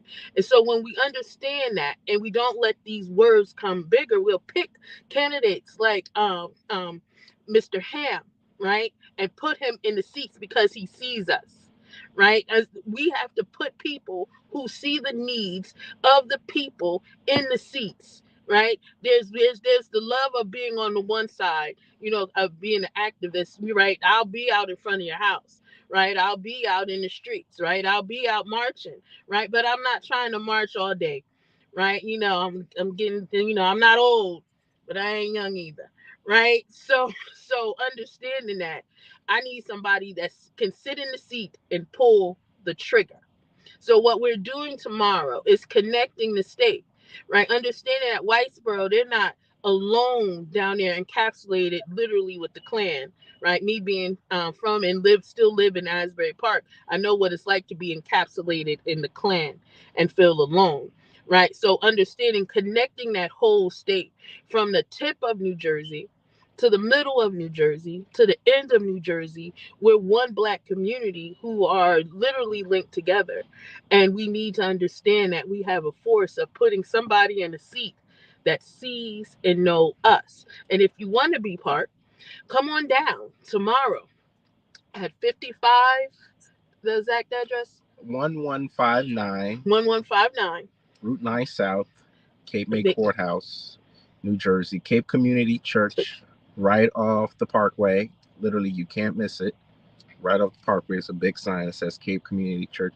And even though that area is now considered Cape May Courthouse because of its zip code, it is historic Whitesboro territory known as Burley. And one of the issues we'll be elevating tomorrow is how you can erase a community with a zip code, because a lot of people don't know you can erase your name with the zip code, but the folks in Whitesboro know exactly how you could do that. Because turns out, if you have a post office, if it's a receiving post office, you get your mail from that post office, and that's the name of your area. So in my area, where I grew up, Somerset County, my town is Franklin Township, but the area I live in is Somerset. It's Somerset part of Franklin Township, and our zip code is 08873. In Whitesboro, their historic zip code was 08252, and that was the Whitesboro zip code. And anyone who got mail from the post office delivered to their house from the Whitesboro post office had the zip code 08252. But they shrunk down the Whitesboro post office, turned it from a delivery post office to just a receiving post office. So you no longer get mail delivered to your house. And if you want to get mail delivered to your house, you have to go over to the next post office that is a delivery post office. And the closest one is 08210, which is Cape May Courthouse. And just like that, your name goes from Whitesboro to Cape May Courthouse. And when people are looking for real estate, all of a sudden you're like, oh, I'm not going to buy in Whitesboro. I'm going to buy in Cape May Courthouse. Which is Whitesboro. Which they think is Cape May Courthouse, which is the exotic white community in Middle Township. But what once used to be Whitesboro, with properties going for $100,000, $150,000, all of a sudden, just because of a name change, Cape May Courthouse, all of a sudden your property value shoots up $200,000, and now you're going for $450,000, $500,000, $650,000, and in 5 years, when people are buying property in Whitesboro for $3 million, everyone is like, well, how this happened? Now, I'm sorry, just ask a question, because the post office being a part of the federal government, when that happened, I think you said the 08252 was dissolved. Was that a question on any ballot, or did the people have a vote or any say in that? No, it was the post office all of a sudden no longer was going to deliver mail. It got it got shrunk down to say, oh, you guys can't handle it. We don't have the money to give you a delivery man, give you a delivery truck.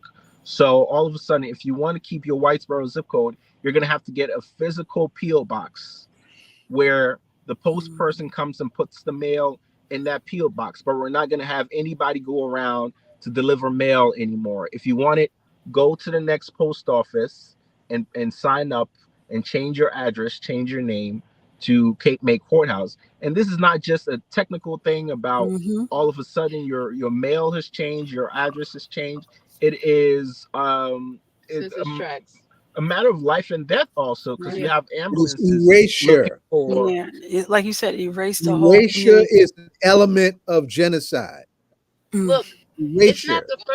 It's not the first genocide, and we don't talk about this much, right? We are part of the trans-African slave trade and that genocide, and we're also part, Black community, of the indigenous people genocide and the paper genocide and the forgetting of us. This is the first time somebody swiped the pen and now we're erased, right? And so when we talk about these things, how we have whole cultures disappear, right? And we can't speak our indigenous language. You spoke about it earlier briefly when you said, the trans-African and then the continental slave trade, right? Well, it's even more sinister, right? It's all of it is sinister, right? But when you sinisterly wipe out or erase and then tell somebody you're crazy if you think that, right? and all these people, they look like this, but that's not you, right? And then you have that history.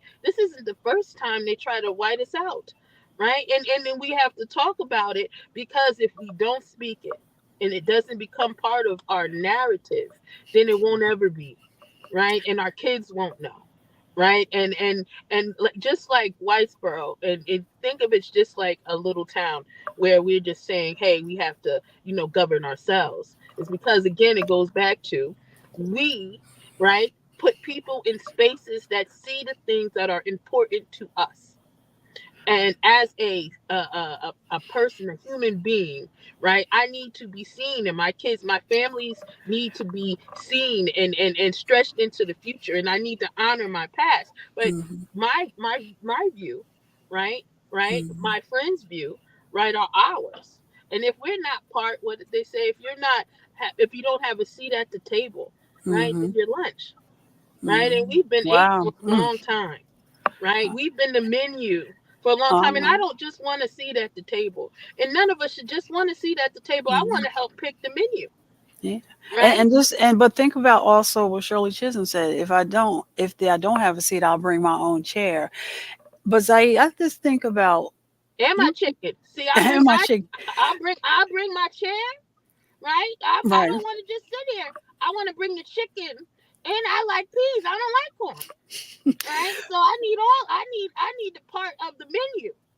And I didn't mean to cut you off, but I just thought about, Zaid, you had a guest on probably last year from Cape May, and she was talking about the head of the Harriet Tubman Museum in Cape May. Yes. Right. And about the property and things that were going on, and about removing a whole community who own property and stuff like that. And fast forward to this conversation and connecting it to, I'm like, wow, so just to think by changing.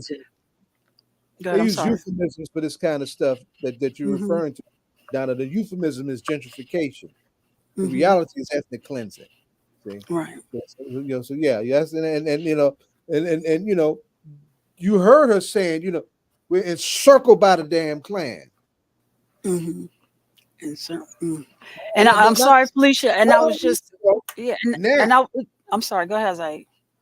Yeah, not 100 years ago. Now, right? And we need to really pay attention to what that means, and what that can mean if the advent of fascism takes another leap forward in this particular time. Just like folks, we had to defend ourselves against that stuff then, you better believe we may have to do that again. And what you're saying is, hello? Did we lose them? We just lost them, actually. Right. They just popped out altogether. Yeah, and Go ahead, John, because I just that aha moment you had, because I'm sitting here.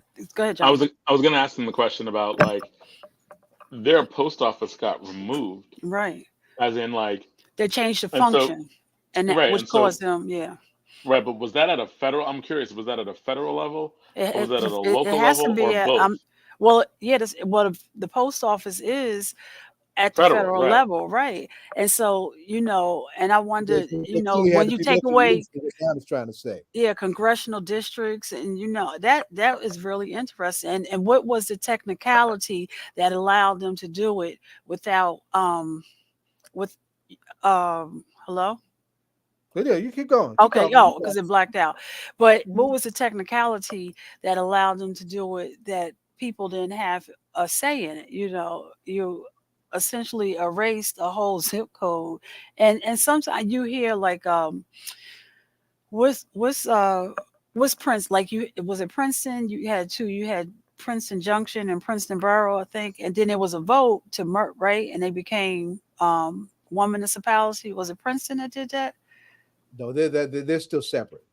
There's still, but there are cities in Jersey that actually voted to, merge or maybe sometimes even separate. But to see it Right. happen without a ballot question is interesting.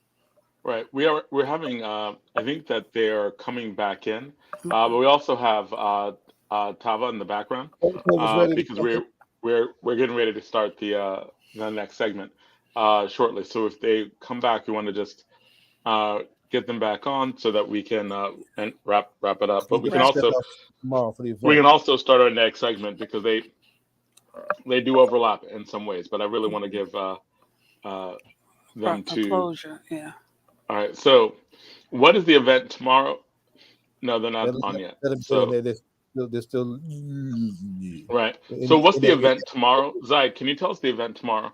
What is it? Where should people come out? None other than the great Lawrence Ham is keynoting a rally that they're doing to preserve the space and the effort that they're doing to transform the space.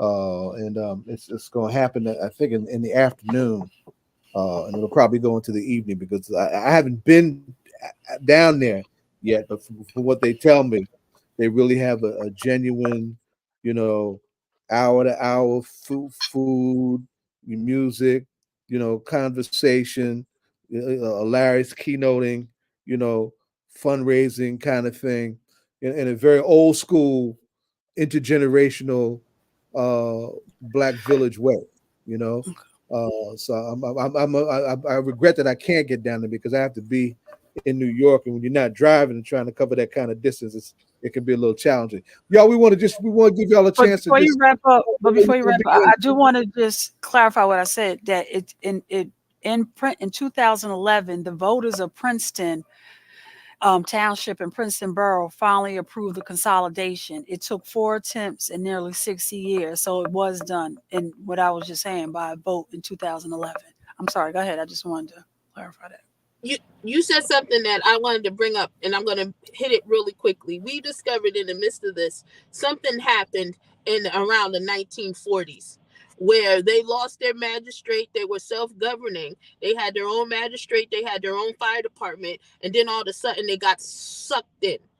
And no one knows what happened, right? No one can tell us so far what has happened. So in the midst of this, I'm not going to say, we have to be very mindful of the powers that be around us. Right, we have to, and that's more so why we have to be the people sitting in the seats. And so tomorrow we're going to help put somebody in a seat. Right, we're going to show our collective forces and put Mr. Ham in the seat of Senate. Okay, and Minister and Felicia, Felicia, I'm sorry, are you still currently in an elected position? No, I am not. I'm debating next campaign because I have this nonprofit and organization I got to get together, and I want to see where I can do the most work. I just didn't want to I didn't want to misrepresent when I was calling, addressing you. Before you leave, you're doing a lot of work and you're on the road, and this is a hip hop political show. So when you're going from municipality to municipality, county to county, is there any hip hop artist, individual or group that you listen to keep you inspired when you have to get out and speak to the different communities? Ooh, you ain't gonna like my answer. Okay. Right now, no. I got my old school my throwbacks and stuff, but it's all right. Look, lately, I don't know. Like it ain't the same. See, I came up in that good old days, right? And right now, I ain't hearing nothing, right? That's inspiring. But maybe there's some, some of the stuff I'm like, I done hit that age. If you don't turn that nonsense off, I ain't said nothing, right? Jonathan, go. I'm just saying. Jonathan, you muted. You muted me? No, Jonathan's muted. Okay. All right. So no, we understand. But thank you. We're gonna have to have you back. We're definitely gonna have to have you back. So thank you so much. And we're gonna have to have you back on again soon to even go into that history of what happened, what's going on, and how they're literally trying to make a town disappear. So, we appreciate you. Thank you. And right, take care. All righty, gang. Thanks for having us. Okay, bye-bye. Drive safe. Be safe out there. So, Zaid, give us this next introduction. We have our next guest. We are very happy to have Tova Fry on for Jewish Voice for Peace. And with all the things that are going on now. We need to correct that. Yeah, we need to correct that. She corrected me. Okay. That's an old bio that's floating around in internet land, and I just grabbed that real quick just to get ready for disinformation. Yeah. Al-Alda, which means the return, right? Al-Alda, New York and New Jersey is the organization that she's working with now. And quiet as kept, she's one of the most radical voices in the People's Organization for Progress. Okay, so what is the name of the organization? Because we misrepresented. That's not good. So what's the organization that you, or are you not representing an organization and just representing yourself? Wow, Zaid. Hi, everybody. It's actually Pal Auda. We've kind of merged with another group. The Palestinian Assembly for Liberation is what the PAL stands for, and then Auda is the Palestine Right to Return Coalition that Zaid was referring to. So it's a combination of both of those now. And we're in primarily New York, but a lot in New Jersey as well. Okay, and so thank you for that clarification, because we definitely wouldn't want to misrepresent. And it's too late for me to change that. But so what I'll do is, in terms of the bio stuff, but I'll put a retraction of that. And if you could just send us that name, like the spelling name of the organization that you're representing, very much appreciated. And our apologies for the misrepresentation. Sure, no problem. So, Zaid, introduction. Yeah, I mean, like I said, oh shoot, am I muted? Nope, you're here. Oh, okay, all right. I'm looking at two screens at the same time. I'm looking at the YouTube at the same time. Tova's got an amazing. I laughed at myself. Put my foot in my mouth several times the day I met her and Isis Miss Diary. We were heading down to Philadelphia on a POP bus for Mumia, and these two incredible women with this radical ass history, surrounded me and whatnot very modestly, and they had all these ferocious stories about all this. I'm about to cuss all the shit they've been doing, right? But Tova is, we are in the midst of an incredible, horrific experience that's happening with Gaza right now, right? And those of us who are older, using long vision, liken this movement that is being dismissed and mischaracterized and demonized in mainstream circles, right? In a way that's dangerous and patently unfair, right? that we're trying to figure out how to have those conversations and how that parallels to a peace movement once upon a time that we had in the 60s and the 70s around the Vietnam War. This incredible woman has got the legs that and the history that stretches across those times. And she, repping for her organization and being her own beacon of solidarity has covered a lot of territory in an ongoing daily way with all these protests that are happening in our greater metropolitan area. But her history dates back to those days. So one of the basic things I wanted to do first is to make sure that we begin that conversation. And I want to have a secondary conversation with some other vets I know that were in Columbia back in '68. Right, and Larry did a talk on Democracy Now! When he was at Princeton in '78. Around the divestment question against the apartheid question. So there are ways to really give some more legs to this conversation that is not happening in mainstream media. But also, one of the things that's not happening is that there in the demonizing of protests, right? There is this othering and monolithic othering of the protesters as if we're all the same, and we're not. And one of the things that's being totally glossed over and missed is that there's a whole lot of folks who have ties to Israel and are very Jewish who are very opposed to what's happening. Right? Very opposed to what's happening. Tova's story, and Tova, you rarely get to tell your family story, right? But you have a family story that is also, important to your own personal anchor. Why don't you start with that story first and tell us, your journey that brought you from the activism of some years ago to being in the, riding with all these ride or die young folks, right? Like, like you the baddest radical auntie out there. Yeah. Thank you so much, Zaid. Honestly, yeah, I have a story that I use to actually try to explain the situation to a lot of people that are just totally unaware. And it's the story of my family. Uh, all my grandparents and a whole bunch of my aunts and uncles. My parents came from large peasant families in Hungary. Um, anyways, all my grandparents and a bunch of my aunts and uncles were killed during the Holocaust by the Nazis, not by the Palestinians. Okay, they were killed by the Nazis. After the war, my parents wanted to come to the US because they each had a sister already here and they wanted to get out of Europe with all the awful memories. But they were denied entry because of a quota system that the US had, and so did Great Britain and a bunch of the other European countries against Eastern European Jews. Guess why? They didn't want the Jews here either. All these people with the crocodile tears right now talking about anti-Semitism and, related to supporting Palestinians in Gaza and all this.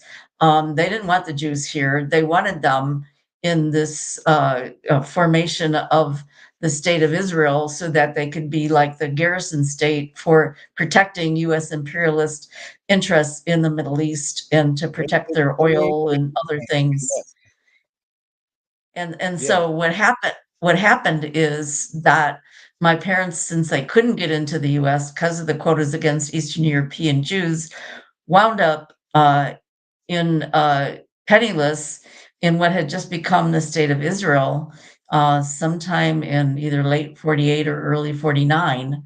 And some Israeli soldiers stole a home from a Palestinian family and gave it to my parents. And that's where I was born.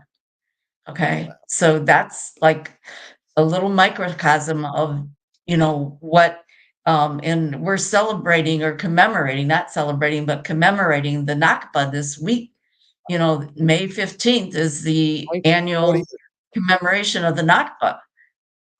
And the Nakba is what the Palestinians describe is the horror that happened to them when hundreds of thousands of Palestinians were driven from their homes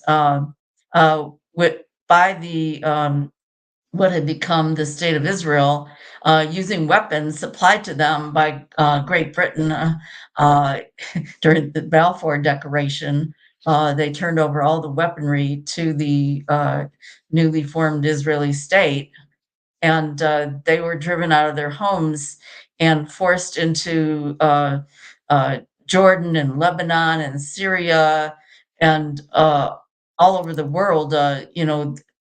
So there's a huge Palestinian diaspora. My family found out that Canada didn't have a quota against Eastern European Jews, so we actually left what had become the state of Israel when I was 2 years old. So we wound up in Canada, and then from there we wound up. We were in Windsor, Ontario, which is across the Detroit River from Detroit, Michigan, where my father's sister lived. So we finally were able to get green cards, and by the time I was in kindergarten, we were living in Detroit, and that's where I grew up. But it's especially timely to talk about that right now, as I said, because of the anniversary of the Nakba. Absolutely, yeah. 700,000 Palestinians. Thank you. But and my organization, Palo Alto, is having a protest tomorrow at the Barclays Center in Brooklyn at 2 p.m.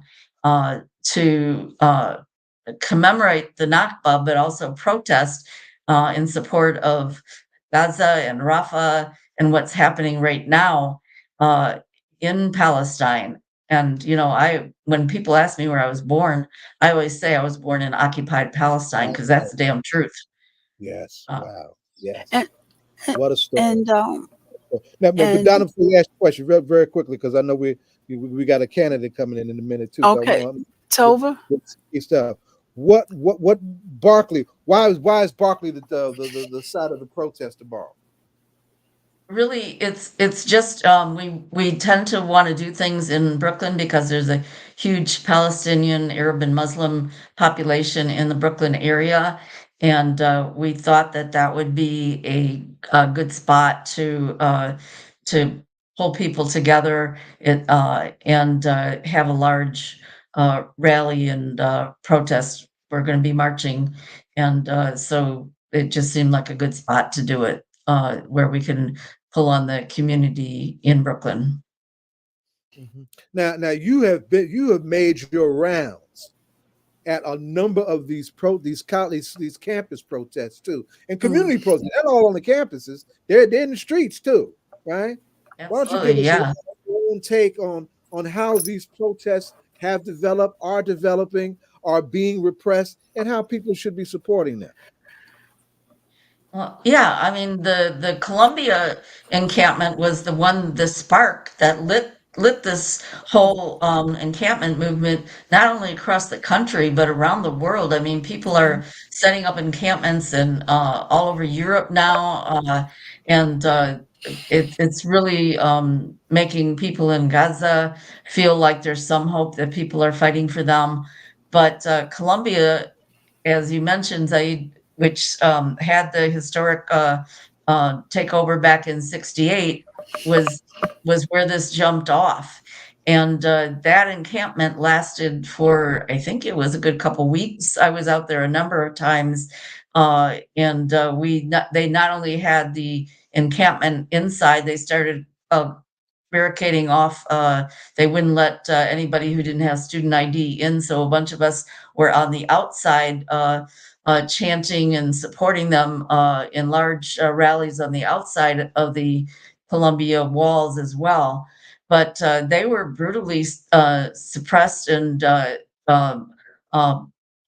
large number of them were arrested. A couple hundred of them were arrested, and there was somebody that was brutally thrown down stairs, on marble stairs. And when they took over the Hind Hall, they renamed it after a Palestinian girl who was abandoned and then killed in the vehicle with her parents and family. But there's there's been a lot of the NYPD has been a very brutal occupation force right in New York City. They've been just incredibly repressive, with Eric Adams claiming he's some kind of supporter of Jews, which is a lie. I mean, I'm a Jew, and there's huge numbers of Jewish people who are supporting the Palestinians and totally against this invasion of Gaza. And just to try to say that you're supporting Jews because you're repressing Palestinian students and Arab and Muslim students who are trying to speak up for a genocide that's going on in Gaza is horrendous.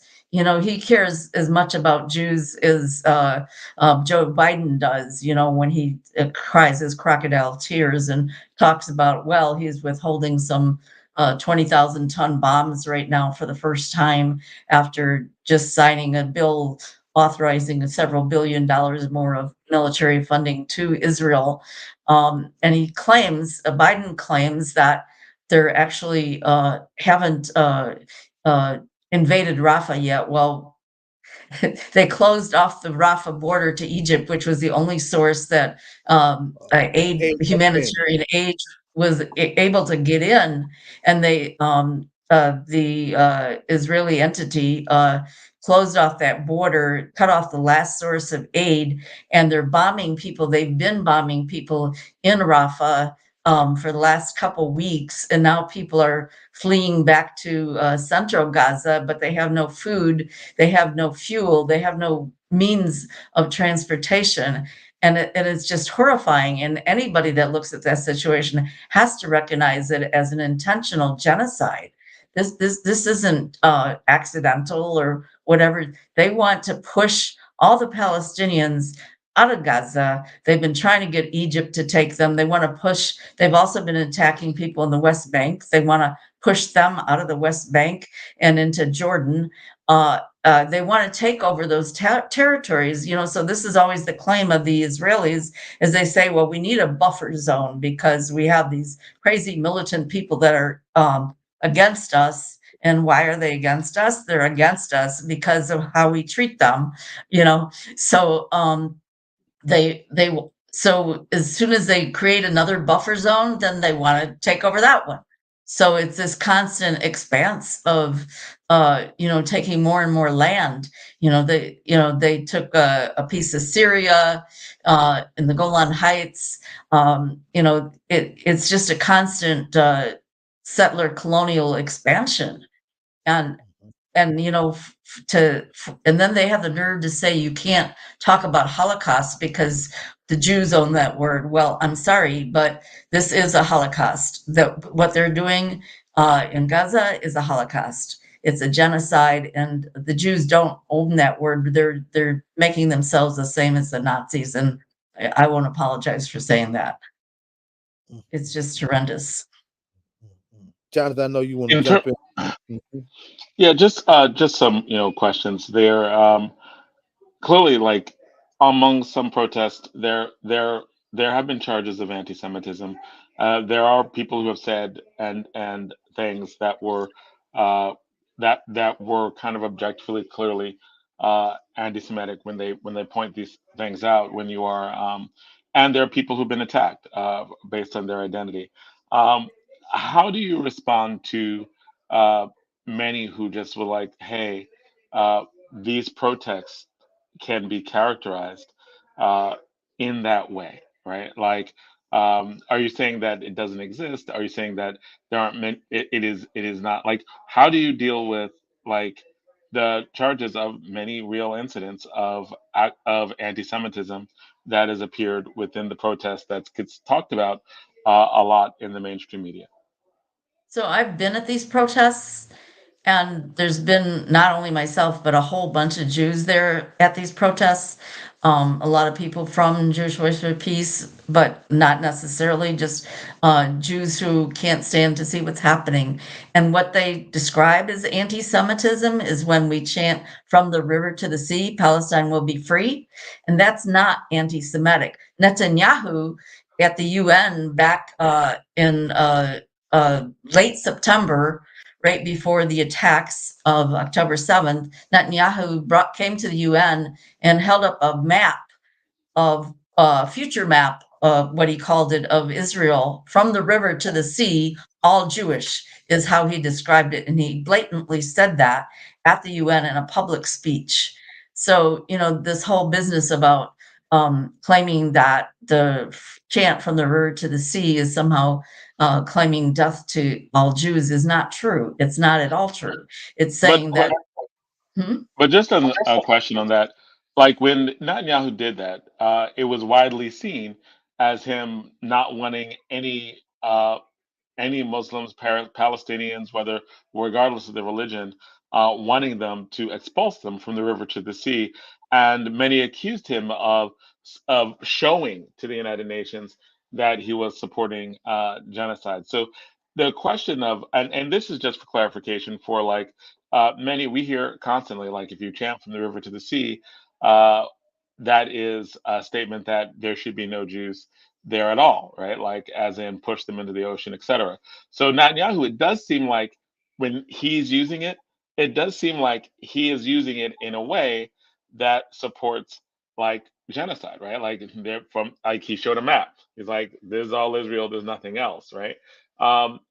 Is there what way can in what way are they different, right? In what way is it different when Netanyahu says it than when the pro-Palestinian pro Palestinian protesters talk about When it?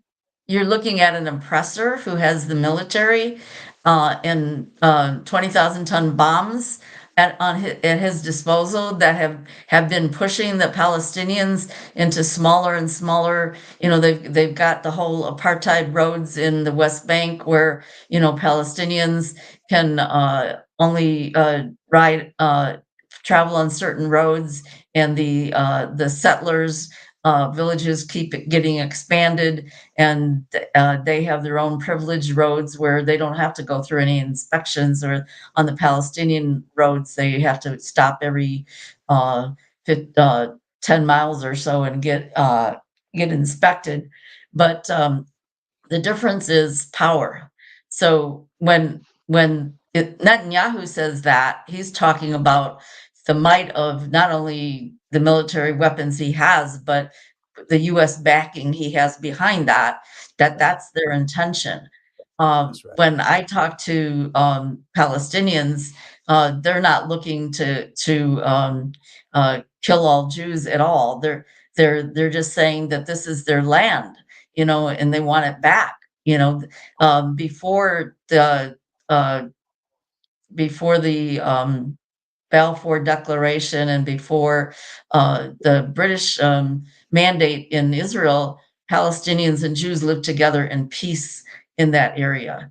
And this was all brought on by imperialism and colonialism.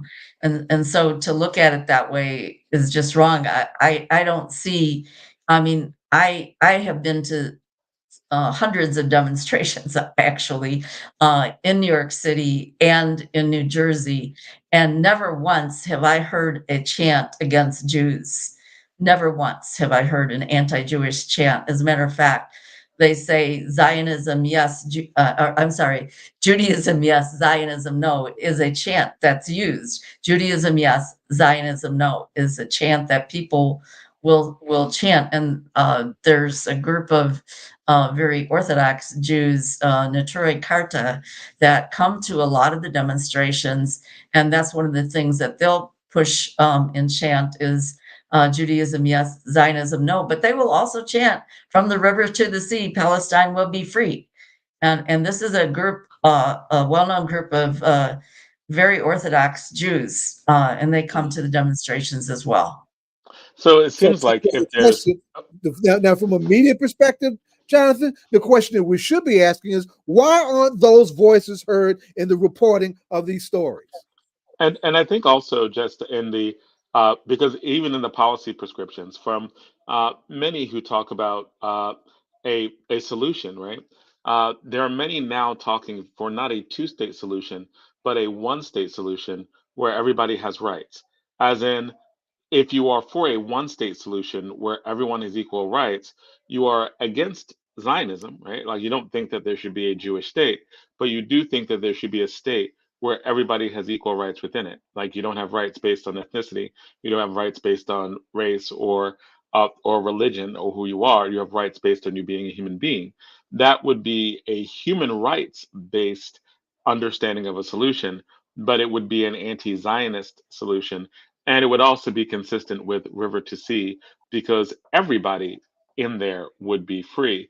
I think that maybe in just these debates, I rarely hear like like sometimes in foreign affairs there'll be a magazine talk about the one state reality that really has been promoting that there's no such thing as a two-state solution anymore. They don't want it. It's one state. We need to be pushing for everyone to have equal rights within that state and focus on human rights within that context, right? But I don't think that these things get debated much. I know we're getting toward the end of this segment because we have our guest who's coming on, but in the background. So, Zaid, the questions that we like, how do you want to, the last questions? I know that this is important, and also we're gonna have to have you back. But how do you want to? What's the last question you want to ask? And of course, include our hip hop question. Well, Tova, and I don't know if you don't have time to do it justice, but I wanted you to share your long vision of protest and struggle from what you saw and participated in the anti-war days against Vietnam to what you're actually involved in now and what young people need to take away from that. And of course, to sum up what's going to happen tomorrow with the protest and your event after the protest. Right. Well, that's a tall order, but yeah. So actually, and you're right, Jonathan, nobody's talking about a two-state solution anymore because, it was the Israelis that never intended to do that in the first place. And way back, I said I grew up in Detroit. One of the largest Arab communities is in Detroit, and yes. yeah, there used to be some huge demonstrations that I attended there as well, and you had the whole gamut of PLO organizations that were represented there and various, people. And one of the things they would chant was "Free, free Palestine, democratic Palestine." So and this was your PFLP and your DPFLP and your all these different groups that were part of the PLO coalition. So it was always that way.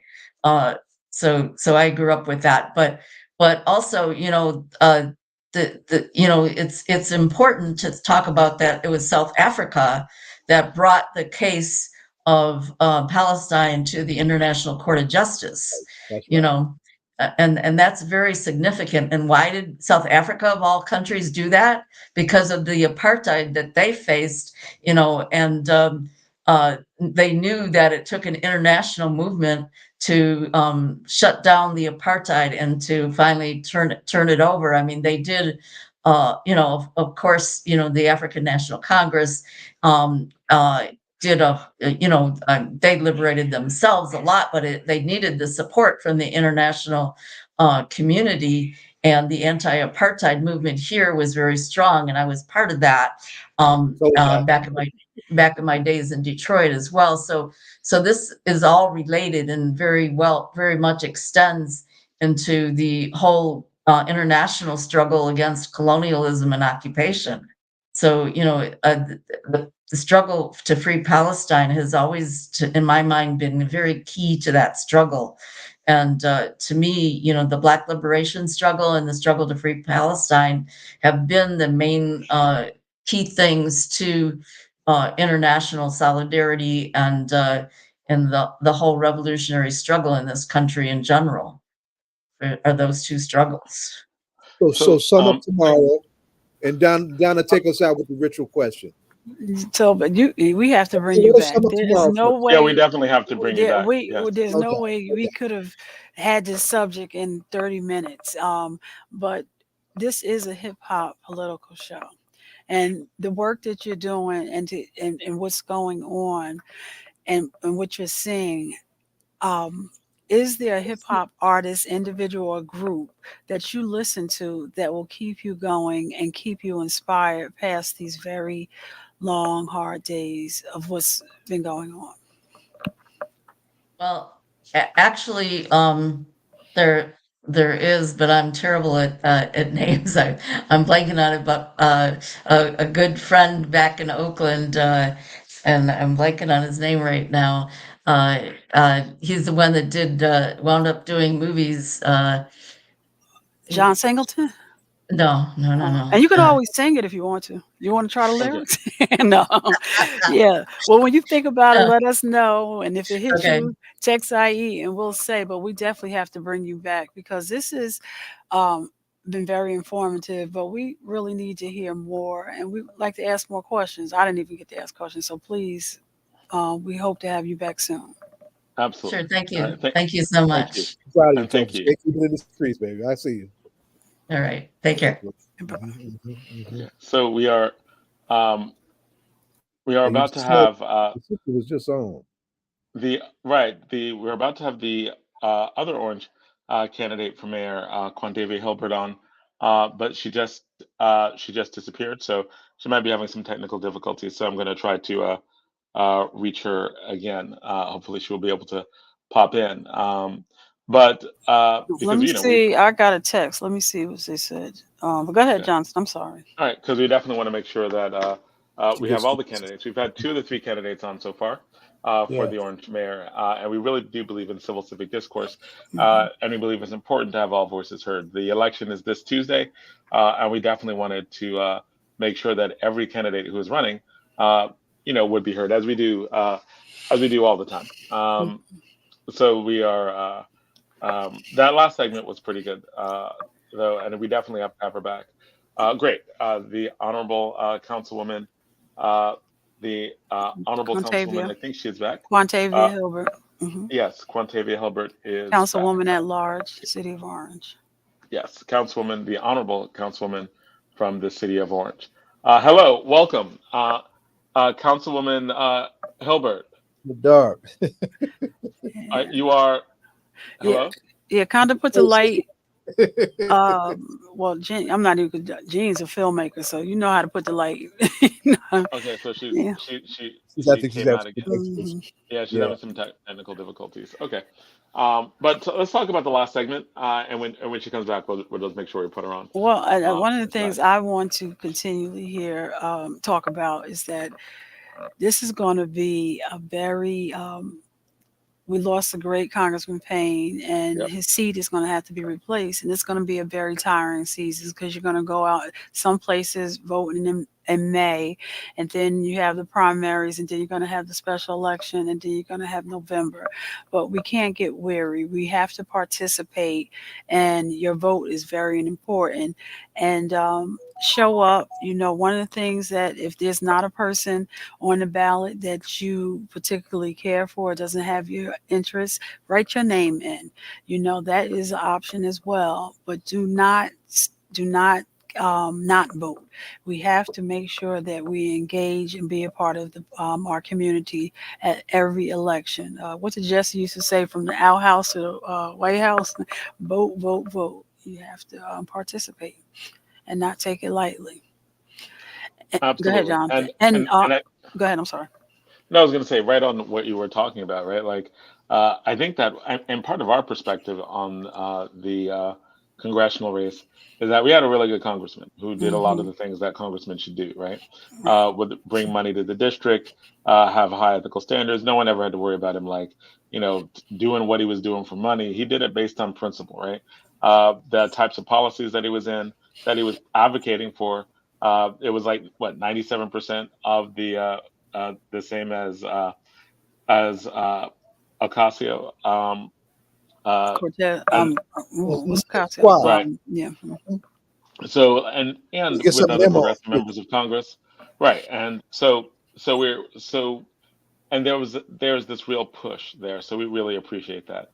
Okay, so the Honorable Councilwoman is back. Hello. Woman.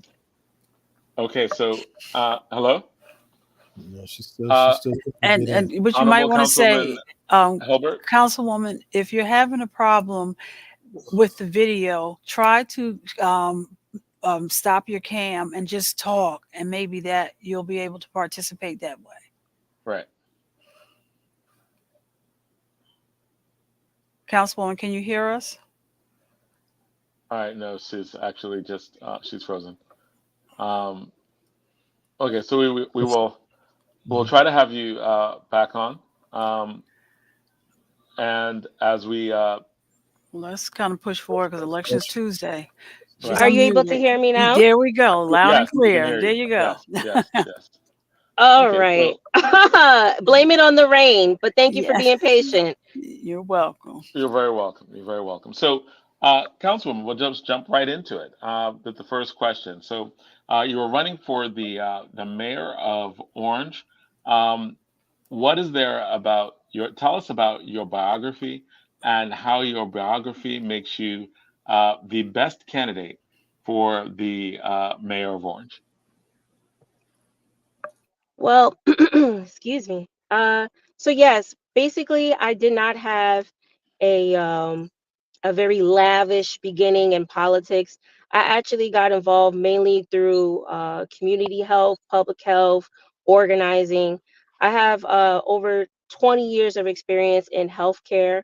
I actually started back when I was in high school. I used to do a lot of work inside the hospitals and also into college.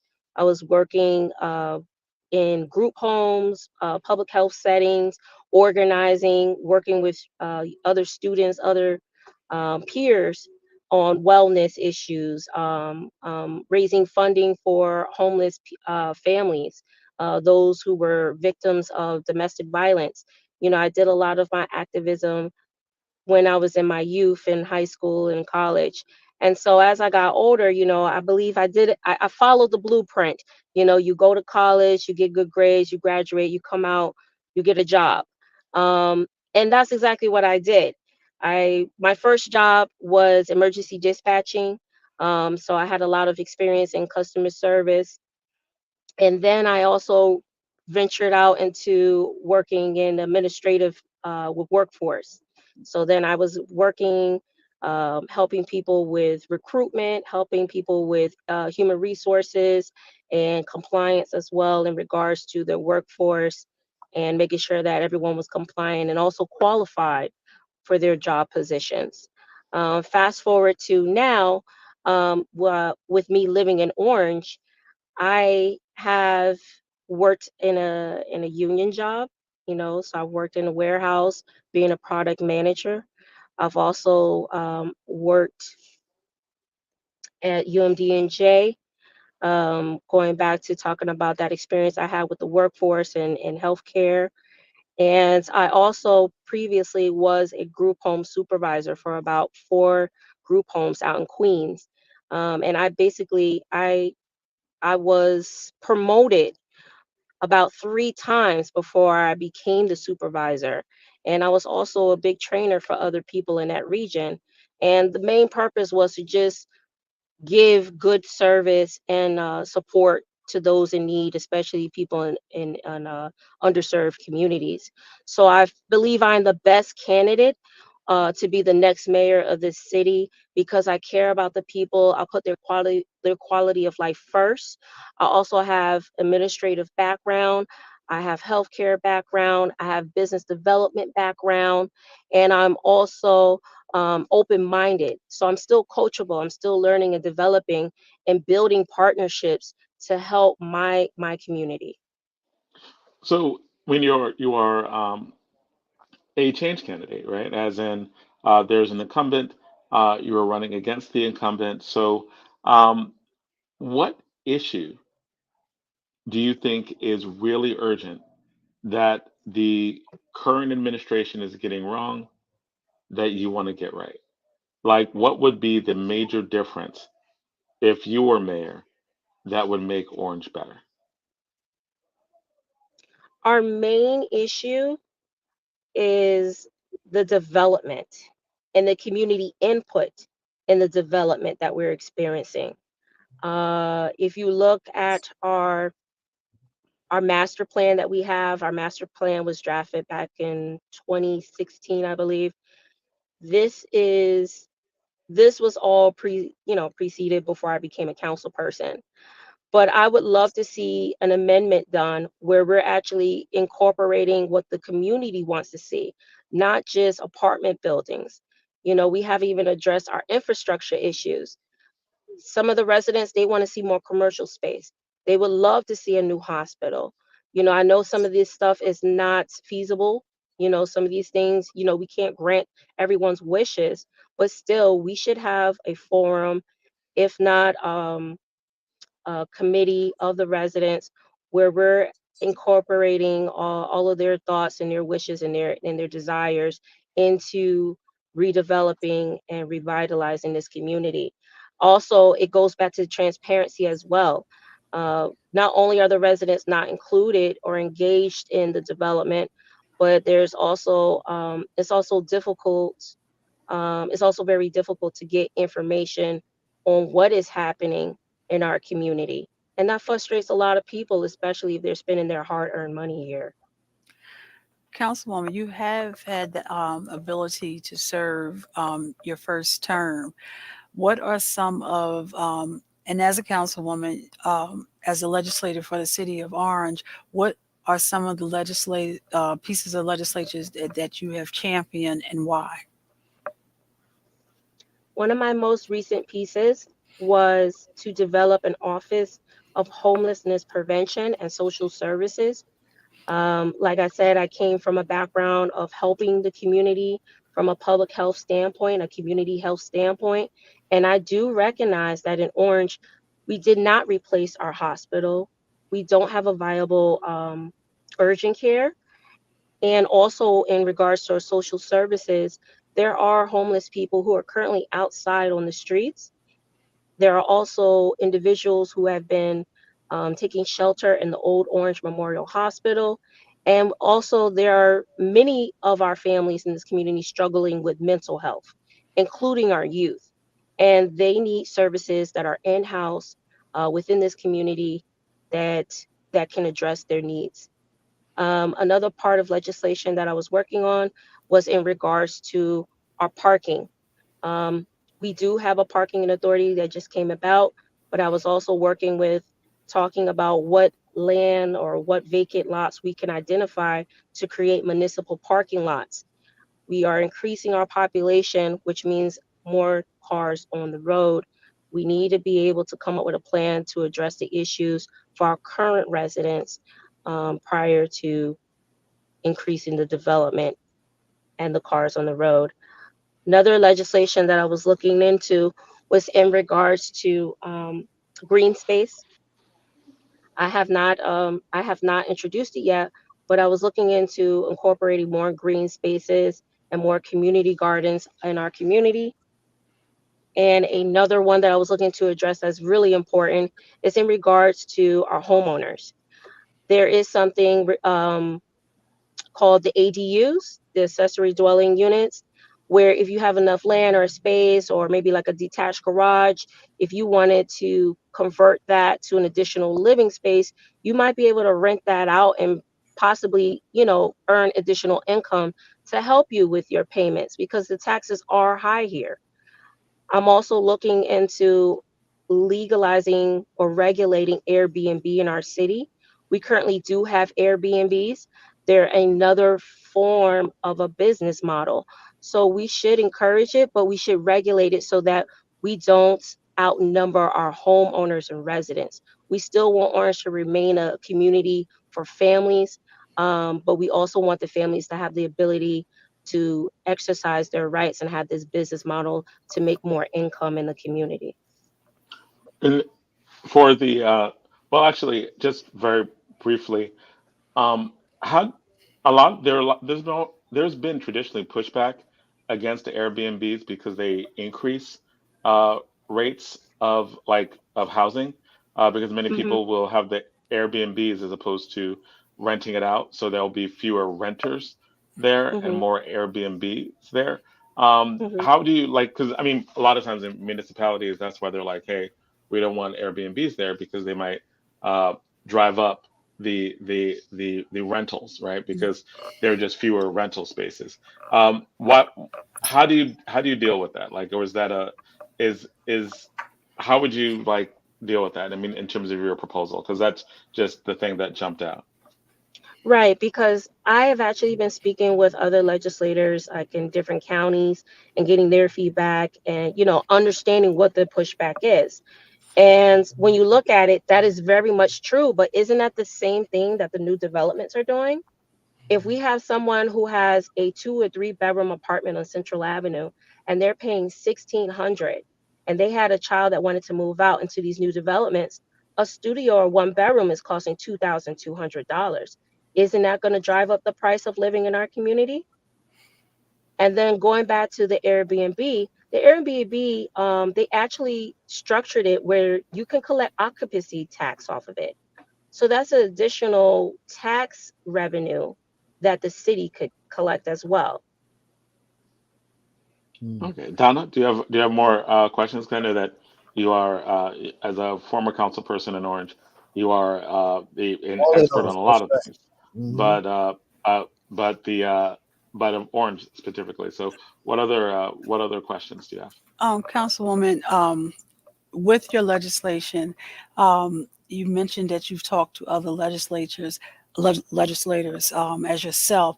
How often in writing legislation have you gone to the people and talked to them and and if you have done that, what was generally their feedback and their most what were their top concerns, what they wanted to see in the city of Orange?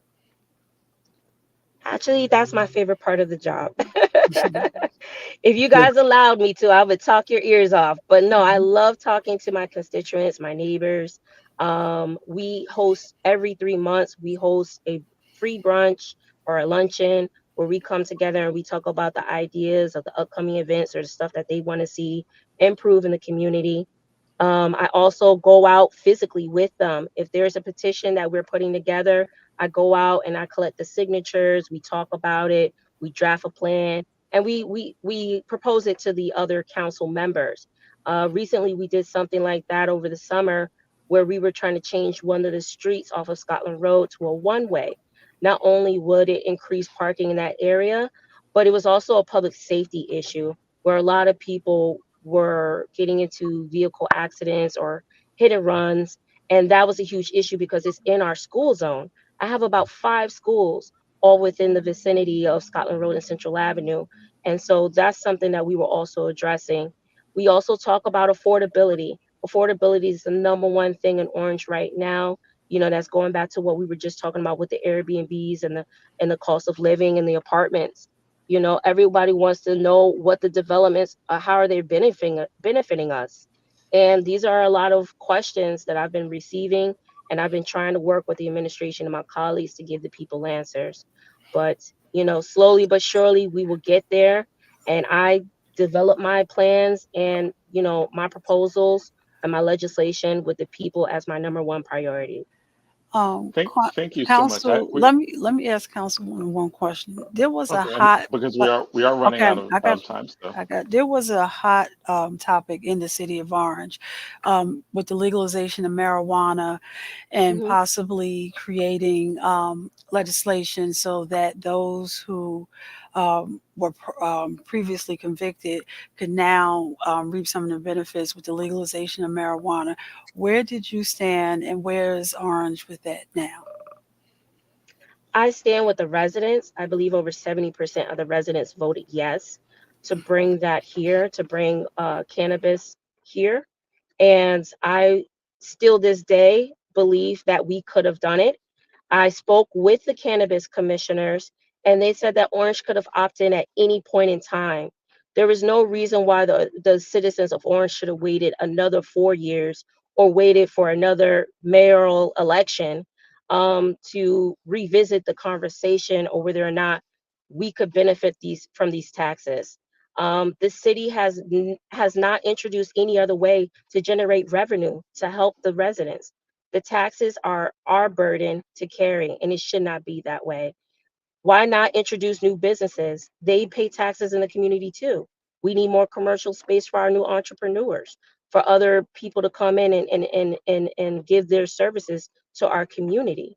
So if the residents want it, I'm there for it. I would write the legislation and we will make sure we regulate it so that it doesn't affect the quality of life. Well, thank you for coming on. Election day is Tuesday. If people want to talk to you before Election Day and they would like to support you, could you tell us how? And then finally, as you pave the pavement on these next couple of days, is there a hip hop artist, individual, or group that you're listening to help you through these long days? Yes, so I have my headquarters, which is also my business office, at 170 Scotland Road, Suite 1. Remember to put orange because there's also a 170 Scotland Road, South Orange, and you will end up at a synagogue. So make sure you put Orange, New Jersey, okay? I am here every day. I will be here Saturday, 10 a.m. to 6 p.m. Sunday, I'll be in here briefly. It is Mother's Day, so happy Mother's Day to everyone. And then Monday, we will be here all day as well. My phone number is 862-520-7919. I'm very transparent and very accessible. You can reach out to me anytime. And my email is electquantavia@gmail.com. And in reference to the hip hop artist, this is my favorite part because I had to dig deep. I went back to my high school, I mean, not my high school, my college years, and I said, who got me through all those exams and those long nights of studying? And it was DMX. DMX is a little bit on the rap side, but DMX, he has so much pain and passion and just heart in his lyrics. And a lot of stuff that I've been listening to lately just kind of reminds me that you have arrived, that you can get through this. Just have faith, put in the work, and success is right over this mountain. So I shall stay very vigilant and dedicated to this mission. I'm not in this alone. I know I have the people to the left and the right of me. And I know that this is not a mission that just fell from the sky. I know that we have a purpose and a reason. And I really hope that the residents do come out. We normally have low voter turnout, but I hope the residents know that there's somebody out there who's listening to them. I'm not singing the song, I'm doing the work, and I hope that they all know that they can work with me and count on me. Thank you so much. Thank you. And the election is this Tuesday. So everyone This go out Tuesday, and vote yes. this Tuesday, all day. All right. Don't forget your mail-in ballots either. Right. Mail-in ballots. And I think in New Jersey, you can actually vote on Monday as well if you go to certain places. Right. Is that true in Orange as well for this race? Go to the Hall of Records. No. Yes. Going to the Hall of Records, you just have can to go. vote early. Yes, the Hall of Records, Essex County. And I know a lot of people are mentioning this, but the 14th is also the last day to register to vote for the primaries. Thank you. Okay. All right. Thank you. All right. So the 14th of May, fair to register for the primaries. That's great. Thank you so much. And thank you for You're welcome. for coming. Thank you for the opportunity, guys. Have a great night. Don't be a stranger. If you have something you want to talk about, please give us a call. Absolutely. Absolutely. Thank you so much, Councilwoman. Miss You're you. welcome. I miss you too. Well, thank you. All right. So honored to have both of you on, man. Like Marcus Reeves, one of the best writers of hip hop, wrote one of the best books on hip hop that I've ever read. Right? Yes. Yep. Somebody Scream. And if you have not checked out that book by Marcus Reeves, then you must do that. I actually do believe that it is the best book that I've read on hip hop, and it's the exact title of the book is "Somebody Scream: Rap's Rise to Prominence in the Aftershock of Black Power." So if you are, you know what? Aftershock of Black Power. It is a long subtitle. It is a long subtitle. It's supposed to be. That's right. It's worth it. Right. So and also Marcus Reeves has been featured and wrote articles for Source Vibe and most other publications and hip hop. It has a recent book that out called The Bronze Shield about the Black Newark Police Organization. Mm-hmm. So honored to have you on, Marcus Reeves. And we also have Newark's ambassador to hip hop on, Hakim Green, who works with many hip hop luminaries, including KRS-One, and has been in the rap game for since the 90s, and has been noted. Excuse me, if you're all these rap podcasts now that are talking about back in the 90s, and that you needed to know who Hakim Green was. If you were in the know, you would know who he was. He gets mentioned a lot. Proud of him always. Our hip hop, independent hip hop artist and entrepreneur. So and don't forget appreciate dancing. you a lot. And did we talk about 24 hours? And most importantly, them ciphers. 24 hours.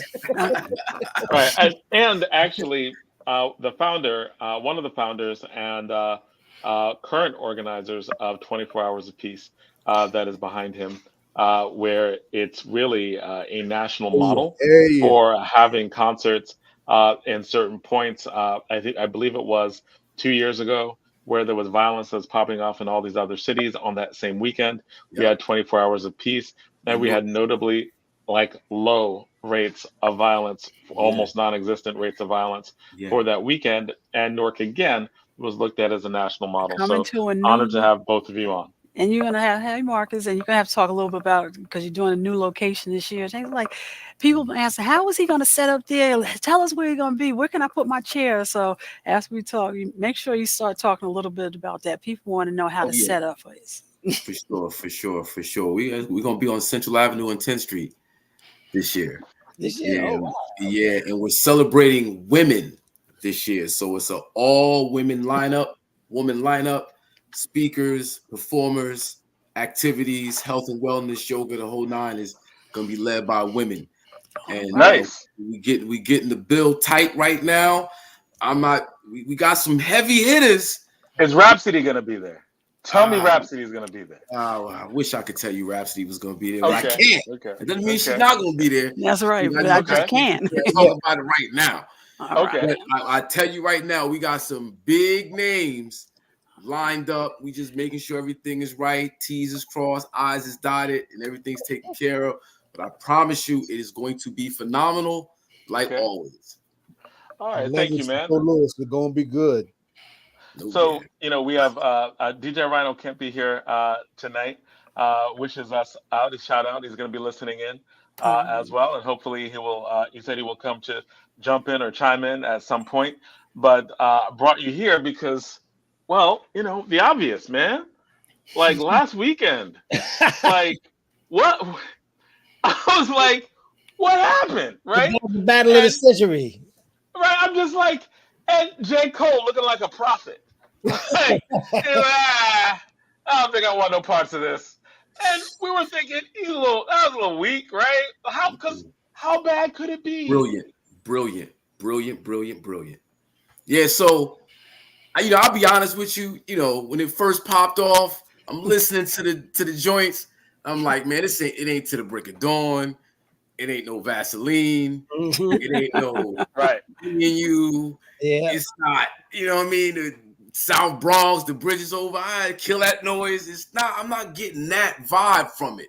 But then as the days went on, hours sometimes, they start releasing one after another, and Kendrick's approach just seemed way more tactical. And what he was speaking to was so above and beyond just the commercial nonsense that it was like, okay, I see I like where this is going. And I'm not hating on Drake at all. I think he's a phenomenal artist, huge songs, but what Drake represents, not saying Drake himself is this, I'm saying what he represents in terms of commercialism, just the superficiality of the culture, had to be put in check. And Kendrick Lamar put it all in check.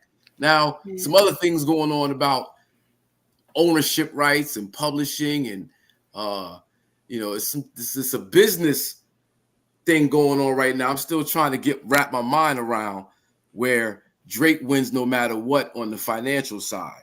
So that's like but what Kendrick Lamar is saying in the shift in the culture, even if it's just for a moment, people are listening to lyrics. Right. They're digging in. They're trying to understand the meaning of what's being said, and it's like it's like what happened in the 90s is now at the forefront when they would call it backpack rap. Yeah, it's now in the forefront. All that stuff that we listen to, get our little smoke on and 2, 3 in the morning, cipher. Yeah, Kendrick put it first and foremost up front.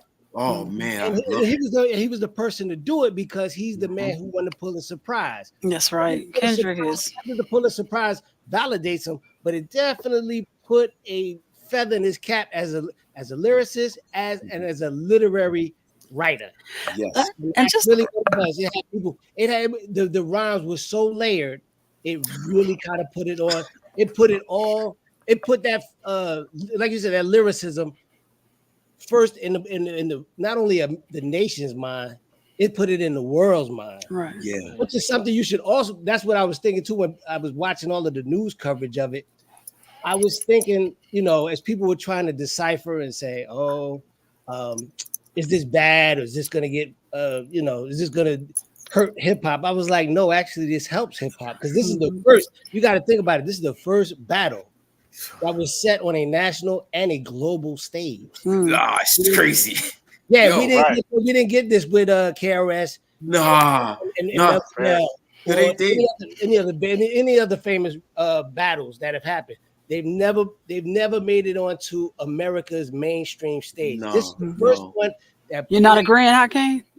No, I'm totally agreeing. You're totally agreeing. Okay, gotcha. The only thing, like I said, going back to the lyricism, I was so happy. But the thing is, I think with this generation, they're not so much into the funk of hip hop. So you don't get a lot of that distinct funky rhythms. So they just want to just hear you they want to vibe. They want to spit. They want to spit. And it's like listening to both Drake and Kendrick, I just found myself kind of like getting bored because no. This is I'm with you. Look, I feel the same way. Like I'm not as locked in. I understand the political, the cultural shift, and I'm saluting Kendrick for that, and just that was dope. But like I said, it's not the be in you. It's not South Bronx. It ain't. It's just we need something to keep the time. We need something that we can hang on as a listener, and what we hang on to is the beat. I'm like back in the 90s again when you hear Mos Def or the majority of raucous artists.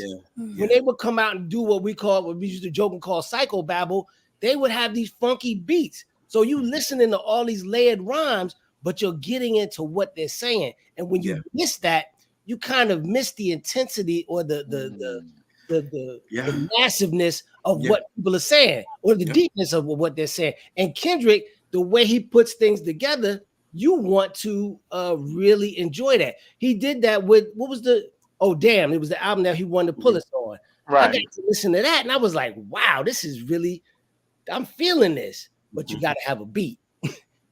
Quote Louis Jordan, you got to have the beat. Like, because we come from the same generation, I'm 100% on that page, right? It's just the other side to it is that young people need their thing. Yeah. They need their thing that's not going to sound or resonate how it sounds and resonates to us. Yes. However, it doesn't mean that over time, as it develops, it becomes a new, not genre, but because it's like spoken word over hip hop beats or over tracks. It's not really somebody trying to rhyme at you or rhyme to you or rhyme with you, or like Biggie for me is just the perfect example of what we're talking about in terms of his cadence and his pocket, along with the rhyme schemes, along with the metaphors and the similes, along with everything else. He just spit it like he was right there in your ear talking to you.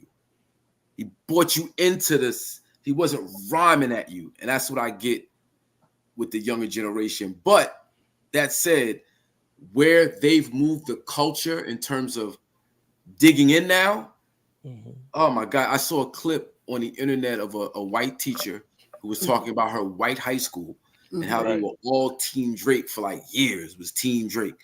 All the kids raised on Drake. He's their GOAT. That's what it is. She said in 24 hours, everybody in the school was Team Kendrick. And they were reciting the rhymes and digging in and typing them out and reading the lyrics, what he said. Like, yo, this is white America. Locked into a Kendrick Lamar, man, that's super powerful. Like, that's like people don't understand where hip hop just went. Got I guess some campaign, some group that does the Democratic campaign have a clip of Trump just in the worst shape with Kendrick Lamar going, I hate you. I hate this. I hate that about you. I hate this about you. I hate that about you. I hate the way you dress. I hate the. And it was like, yo, the power of hip hop to me, because of this battle, just expanded exponentially. Hakim and Mark, somebody just posted. Jane just posted. I apologize, Jane. Prayerfully, this is not made to be too much of a battle that will take out two brothers. One of out of here. People stop condoning negativity in their battle. Brothers, if you see this, squash it. Don't let the media hype it up and be more than what it is. Oh, can I speak? Let me speak to that real quick. Absolutely. Oh, I'm sure she's referring to the Tupac Biggie thing, which, let's be honest, that was not a battle. That was hostility between two labels. That was turned into a quote unquote East Coast war by magazines to sell magazines. If you really look at it, it was between, like I said, it was Suge and Puffy, and then it trickled on down other rappers, but it really wasn't a battle. It was more of hostility that turned into, to deaths. And to be honest, Tupac's death had nothing to do with this. So that, if you watch the news, that had something to do with something totally different, didn't have to do with it. Right. This is that's fair. That's what I'm saying. If you mind me, I'm just gonna put. It's not that I disagree. I just want to push back a little bit on that, right? Because it's about the climate that's created, right? And I'm gonna make the connection. The climate that's created, right? And you always have not the two individuals involved. You have the other people around who are influenced, have their own ideas, their own influences, and can make something happen that really wasn't the intention to happen, right? That said, because of what you detailed with the Puffy, Suge, and there's a backstory to all of that, why people jealousy, all this is crazy, right? It played out. The climate was created, the energy's created, and then we see what happens, right? Malcolm and Martin, especially Malcolm, the energy around became such where there was so many, right? I'm gonna make the connection. Kendrick is really making pedophile allegations against Drake. That's powerful, right? Especially considering how we're looking at the industry, entertainment industry overall, the Puff situation, and everything else involved, like sexual trafficking, drug use, just the pedophilia, grooming, R. Kelly. Like, there's a thing going on right now. So when you could connect the biggest star and one of the biggest stars in the world, Drake, to that, and it's not true, or if it, things happen around you that you have no control over, but the atmosphere is created, right? Somebody shot at his house, security guards get shot. Somebody 2 days later tried to break in his house, right? Probably have nothing to do with Kendrick Lamar at all. But there's an energy, a pocket that gets created where you don't know what's going on.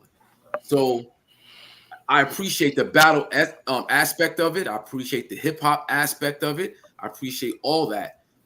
But at the same time, we got to learn to resolve conflict.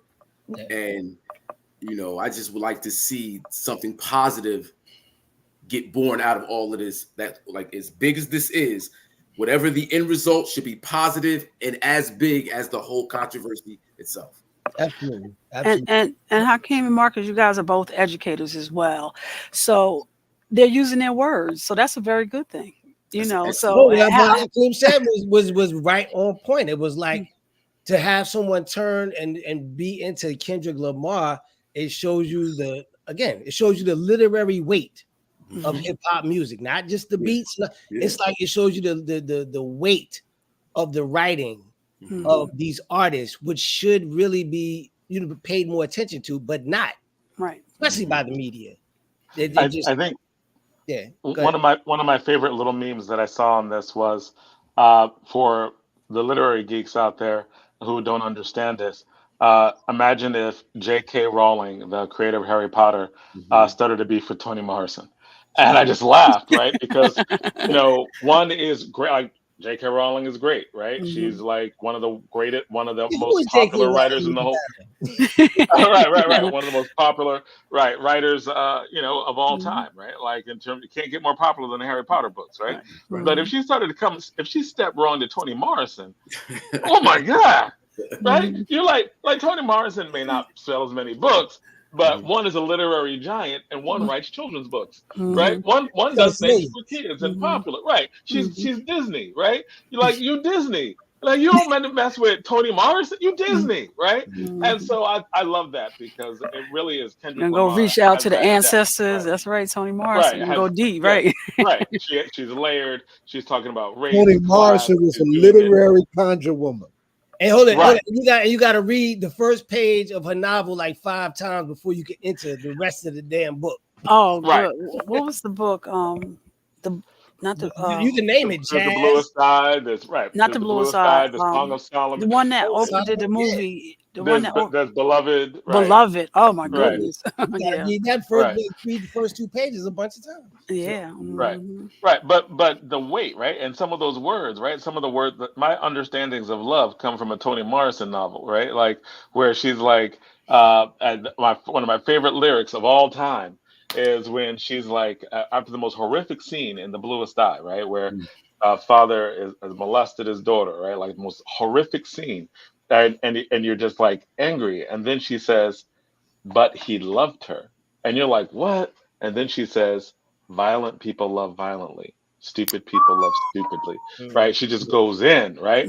Because it's, and she explains it further, because she did an entire novel dedicated to that. Because when people say love, I love you, she's like, I got a chance to see her at Rutgers. Yeah, what kind of love? A few years back, right? And not even what kind of love. It's just that when someone says I love you, you have no idea what that means, because love is something that means something to the person who's saying it, but it is based on who they are. It is based on what they experience. It doesn't have a meaning, right? And she was like, love is only as good as the lover. I was like, oh. But even just think about that, and just think about how even the Bible speak about the love, like when it comes to like adultery and things like that. It's a very strong, and how it's spoken about. And like you said, that's very Well, and I'm talking about the incitement, the insight into the human condition that can come from 5 lines, right? Like I'm talking about, like I'm talking about that level of like, and that's what Kendrick Lamar can do, right? Like the line that everyone's going off of is like, just even when he's playful about it, right? Like, you're trying to strike a chord, but it's really A minor. It's like, right. He goes, did you see the clip where the brother plays in A minor? He played A minor. And they're all black keys. He said there's no black keys. Ooh, he said there's no black keys in A minor. Oh my God. Right. And so it allows that level of exploration of that. Now, granted, Kendrick Lamar fans, like myself, are often teased for just that. Like, so that's a little bit of a parody, but also true. But it's a parody, but it's also true. But it's like we can geek out on words in ways that we understand words are powerful in being able to describe the human condition, which is why he deserved the Pulitzer, which is why it's Kendrick Lamar, which is why it was like J.K. Rowling, who's great at what she does, step into Toni Morrison, who just will just destroy you. Not right. And eviscerate you in ways that she, like, it's not just about having to read it multiple times. It's the simple things she says, like, love is only as good as the lover. Stupid people love stupidly. Violent people love violent. Like when she's like hits that, it's also like, damn, right? But let's not on the Kendrick Lamar thing with the Pulitzer Prize. I mean, listening to the album he won that for, I was like, wow, he really represented all of the MCs who came before him, who he really stands on, lyrically stands on their shoulders. The Melly Bells, the Mos Defs, the Latifahs. Like, he really took it and he really kind of pushed it out there. And it's like, in doing so, as a hip hop fan, you feel proud, but you're like, wow, we can't forget those who are also literary giants, who kind of got him where he is. So, people say hip hop is dead, right? And it's like we just get to another point where it's like, nah, it's far from dead. It's really doing its thing. What we associate hip hop with, or have been over the last 25, 30 years, I think it's tired. I think that there's a generation coming up that saw George Floyd protests, came up with Trayvon Martin. We see what's happening with freestyle with Gaza and change. Yeah, what's going on in Gaza right now. Women especially are seeing their rights being destroyed. That's right. Yeah, and so I think that people need another soundtrack. We need a new soundtrack. Damn. To piggyback off what you're saying, even after the whole quote unquote the 50th anniversary was over, I heard a lot of industry folks say, we're kind of tired of this thing. It's kind of waning.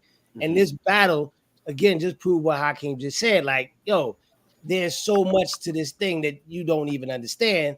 And it just kind of pushes it even further. So it really solidified, I think, to a new generation that hip hop artists actually are poets. And that is a fundamental tenet of human civilization. And I'm not trying to be too deep on this, but like when we're talking about the translation of values, this goes back to like the oral traditions of Africa. This goes back to like the poetry of the Greeks and how they told their stories. The epic poems were their movies, right? So you have like going all the way back to the earliest civilizations in Africa, an oral tradition, right? A tradition of storytelling, and this tradition of storytelling and poetry. And how do you remember lyrics, right? How do you remember the story through the lyrics, right? And that is how we gather. That's how we've always gathered. We've gathered over rhymes, right? We've gathered over beats and rhymes, right? And beats, rhymes, and rhythms, right? Right. And just talking, but talking in a particular way. Poetry. What is poetry? It is this condensed language. So as far back in human civilizations, we've had poetry. We have had the fundamentals of hip hop, right? And I think that like it's not just a thing. It was the cementing of the poetic tradition in popular culture, which is why it has the revolutionary potential that poetry has to force us to see things in society in a different way, to overturn a lot of these assumptions and get us to think about stuff that we normally haven't. Now, there's poetry that just, is entertainment, J.K. Rowling, right? It's fun. And it's fair, fun. too. It's good. Yeah. It's not, I'm sorry. Right? Like Drake is great, right? Like, I mean, his music is great. I've never been into him. Got Bernie Mac. I've never personally enjoyed him a lot, but Bernie Sanders, him, right? Because he's the second highest selling artist of all time in hip hop, right? In terms of Drake, and he does that because he was able to connect to audiences. And he's generally not talking about violence, whatever. He's just like, hey, let's have a party. Anybody, cool, right? Nothing against him, right? Kendrick Lamar is that. I always thought Kendrick Lamar was actually a poet, right? Like. When Good Kid, Mad City made you think, made you listen to it over and over again, right? When he dropped The Pimp or Butterfly, we analyzing lyrics, right? Like we are just like, what does it mean? The Crips and the Democrats and the Republicrats or something like that. Like when they're talking about Crips and Bloods and Democrats and Republicans and red and blue and how they went, right? So he has been doing this on multiple levels of songs, making us think about masculinity, making us think about our politics in society, making us think about violence, making us think about prayer in all of this, right? And Dying of thirst, right? Jonathan, as we get ready to close, when you said that about Toni Morrison, it made me think of a Bible study, because you always hear about people saying a woman scorned, but when it comes to adultery, the Bible says, for jealousy makes a man furious, and he will not spare when he takes revenge. And just hearing a Bible study from a man's perspective. But as we come to a close, it seems like we're going to need a whole hour on this, and you're going to have to do the hip hop hour, because you are very inspired by this. So we have to come back, and we're going to have to give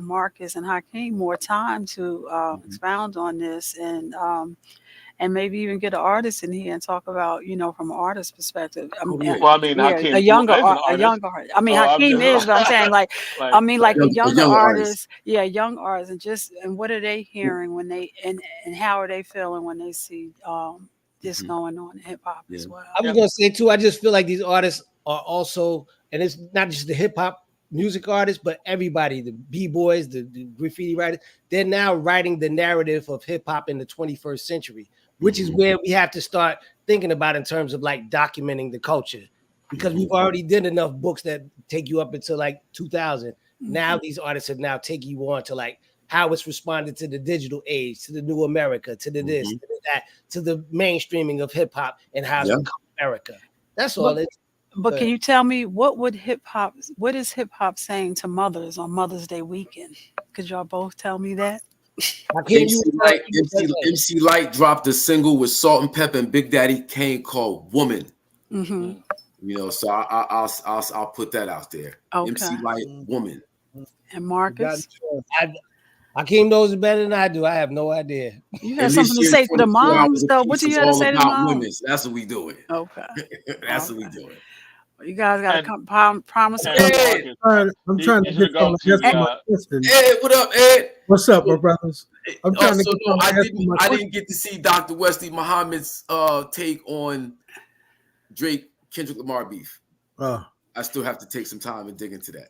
You got to see it. Are you jumping on, Ed? Are you jumping on after time just to extend it? Are you doing that? No. I'm just trying to end this. And listen, I'm Ed, are you doing this? Just to ask that question, because Wesley said it was the epitome of niggerdom. Oh, right. That's what he said. Well, he said, Minister, going to interpret it the way, but this is hip hop, so I got to defend it. I'm like, it's not niggerdom. It's just. In fact, he didn't call it hip hop. He said that is not hip hop. But listen, it's our culture. He didn't listen. He's not speaking from that aspect of it. He's speaking of it of somebody who's looking at it and just seeing it for a certain perspective. But I'm like, you got to speak about it from the inside out. We can't have people looking at it. Even if it's black people, even if it's black people in the movement, you can't just look at this and just come and just attack it without giving it some strong consideration of what the culture entails. And this isn't, hip hop is a reflection of African American culture. So this is the same thing we do on the stoops in front of our houses. We talk about each other. We crack jokes. So I mean, hold it. Some people just get mad because we might air out dirty laundry. I get that, but you can't. But I gotta defend the culture. Let me also add that. So that essence of battle, right, exists in every aspect of our lives.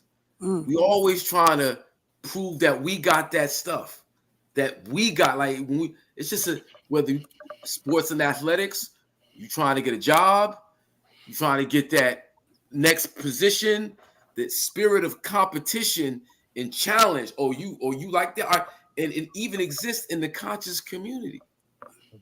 So civil rights. Well, DJ Rhino says salute to y'all. He says Hakim, Marcus, salute. So though I say the conflict, we get enough of that, the back and forth, the innuendo, the rumor, the disrespect, we do need to get past that. However, it's a battle. But Jonathan, could you do a debate in a battle in a hip hop rap stop? Has there ever been a debate like that? Adegoke did it. One of our guests, who's a hip hop artist himself now, Adegoke, his name is Goke. When he was in high school, he literally did debates, freestyling. And some freestyle, some prepared, but did the entire thing. His focus was reparations. He made it all the way to the semifinal round of Berkeley, where he didn't even lose. He lost to his teammate, right? His teammate had a higher seed, so it was over 306 kids from across the United States, and he made it all the way to semis. In his quarterfinal round, some kid from California, he beat him freestyling, right? Just straight freestyling, did the entire thing. The kid from California was just like, how did I lose? And the judges were like, he made arguments, right? He made arguments. He was rhyming, but he made an argument about reparations that you didn't answer because you thought he was just rhyming, but he was making arguments. And so the judges understood the poetry. They understood he was making arguments. The kid was like, I, didn't get it, but just got. So there it is. That's what we have to have next time with Marcus and Hakim. Right? We got to have him with Marcus and Hakim. Yeah. So and Rhino. John, like what you just expressed, bruh. Like when people say, "What's wrong with hip hop?" Look, nothing's wrong with hip hop. That's right. Y'all just calling the wrong thing hip hop. Y'all looking at it through the wrong lens. If you're not selling records, if you're not selling something to somebody, if you're not degrading yourself, disrespecting yourself, that's what they call hip hop. When hip hop is the ability to creatively express yourself in a way that shifts consciousness. And I would even say even further that the whole point of like a lot of the negative parts of battling, right? Battling with words and poetry and dissing, right? Like the whole way of that is to prevent violence. Right? Exactly. Like it is an anti-violence measure, because if you then have to hit somebody, you lost. Because you can't use your words, right? Right, because you can't use your words, right? Like you can't think. At the point that when you have battle rappers, if someone just starts punching someone in a battle rap, they lost. Like you got beat so bad you had to hit somebody? Really? Right? Like you stupid, right? Yeah. So I think we underestimate the way in which we promote intellectualism, even with something like battle rap, even with something like diss tracks. It's highly intellectual. Like no matter how you want to put it. They have to use words in a creative way to make an argument, and they did. They made multiple arguments, right? In rhyme, with beats. And like we might not approve of the type of arguments that and they just and sometimes rappers I'm sorry, so I was just saying sometimes rappers just have go ahead, Marcus. But we have a problem with the neighborhood level of our culture being expressed in mass. That's all we do. With the Oprah, whether it be, any of these conservative Black folks who don't like to see us. I'm like, dude, this is from the streets. This is from us. Right. And this is where it's come from. It's both, it's funk, it's funky. It's both down and dirty and genius and beautiful at the same time. And if you can't see that, I can't do nothing for you. Because it's ours is what we're going to say. And that's it. And as a journalist, Marcus, the fact that the artists who can come into the studio and just go back and forth. And I remember Buster was talking about it. He was just prepared just so he can be in a radio station, just having words for time, a minute going on, when they let him in, because he could just lyrically keep going. But he was prepared for those opportunities. And when people are not prepared for those opportunities, that's what frustrates them. Yeah. So I think we have come to a bit over, and it was Ed's fault though, because Donna was trying to push us down. Like Donna was like, hey, and it was 8:59. Donna was like, we got to end this, we got to have you back, but it was Ed who jumped in. And when you're the executive producer, you can do that. I just want to ask a question, but listen, I'm going to invite Wesley on just so y'all know, and if y'all want to come back on with Wesley, and he said he would also bring that other young brother from Indianapolis with him. The young minister from Indianapolis, he said they'll bring it on and break it down from a Black biblical perspective why this is not good for our community. Okay. Why this? All right, well, we interested in here. You have to get your student, Jonathan. Bring your student on too. Jonathan, did you get a chance to check Disha? Yeah, a little bit, right? Like a little bit right before the show, and I'm like, is that brand new? It's not even out yet. Oh, you sent it early. Like I heard your stuff before, I didn't get it. I heard a lot of it, but this is like brand new, right? Yeah, so we got to do stuff. We got to do stuff that actually promotes the music. We got to promote your music, man, because it was nice. Oh yeah, and we got to really promote it. Because that conversation is this conversation. What I'm saying in the song is this conversation. Yes. Yes, like like when you're talking about, I'm not going to say it out loud because you haven't released it yet. Come on, man. But it's, you know what? Give me a sneak peek. He's giving it to you now. My bad. It's an honor, man. It's an honor. I'll hit you up right after the show. All right. I think we all would like to get it. What happened was I sent it to Rhino in hopes that he could play. He would release. Oh God! But he wasn't going to be here. I sent it to Rhino, and but I was. And Hakim, and we can play your music without any problem, right? Oh no, for sure. Well, we can. Yeah. Question: Do you have? And the question is because that was my question also. Yeah. Does it have samples on it that we get flagged for? Because if anything's copywritten, we would. It ends up taking the show down. Oh wow! Yeah, don't do that then. Not yet. Okay. Yeah, all right. And I would just say one thing. I have other things. I have other things that we could suss out. Okay. But I was to what Rhino said. I know one day we just said that we will be doing a show from a location, and maybe when we need to do the show from location, that's when the DJ and that's when we probably could have that panel on at the show. Yeah. So just to let y'all know, the name of the song is Disha, DSYA, and it stands for "Don't Sell Your Ass." Oh wow! Yeah. So we're gonna have to have a conversation about that. Absolutely. See what I mean? It's street. It's beautiful. It gets to the point. Yes.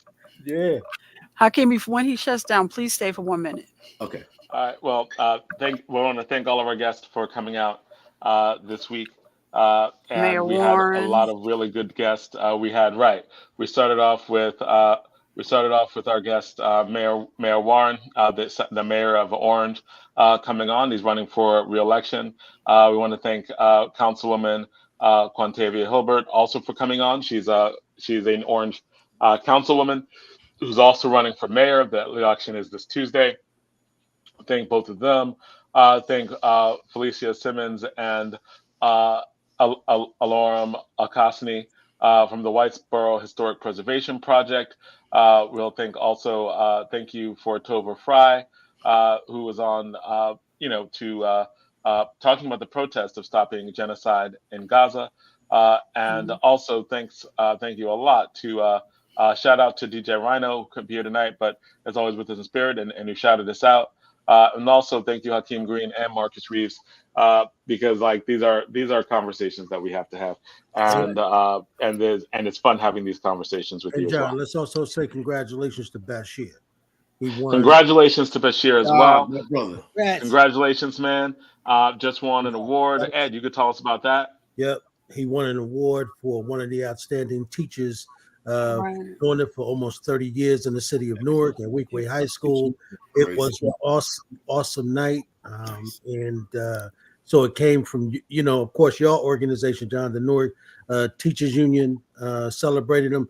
I think what was more exciting about that night for Bashir and for me was that we saw all of the elders, man. I mean, all these elder teachers who had been, teaching in the city of Newark, who became administrators for 50 years ago.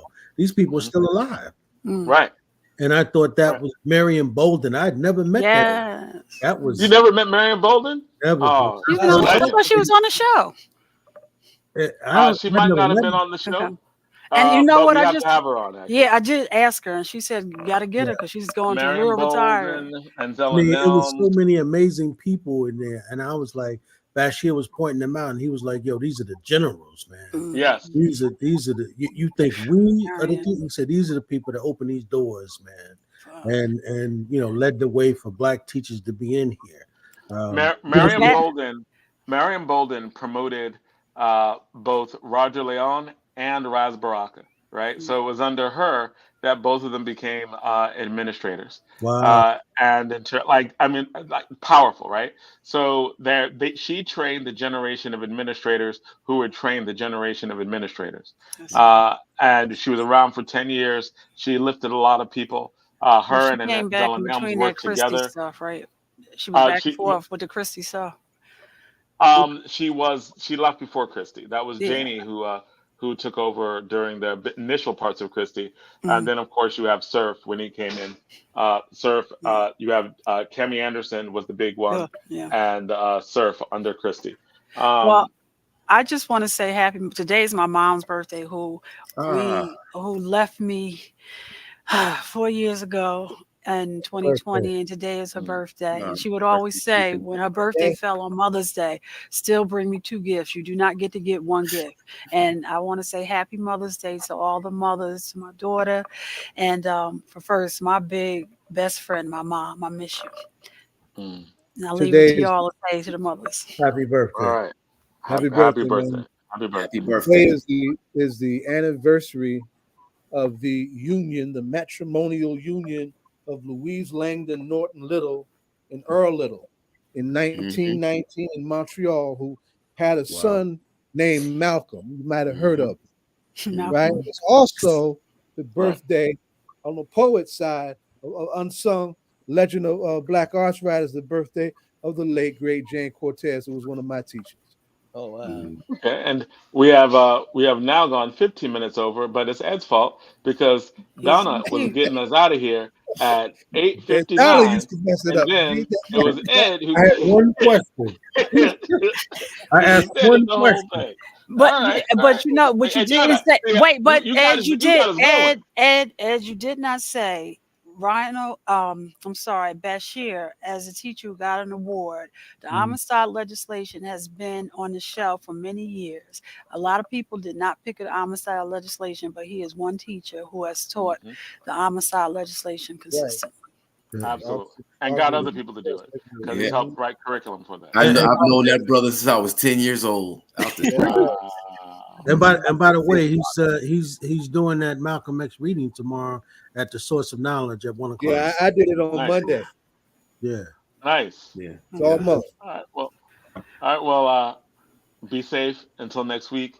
Thank you all our guests, and happy Mother's Day, everybody. Happy Mother's Day, and peace. Yeah, right. Happy Mother's Day, friends.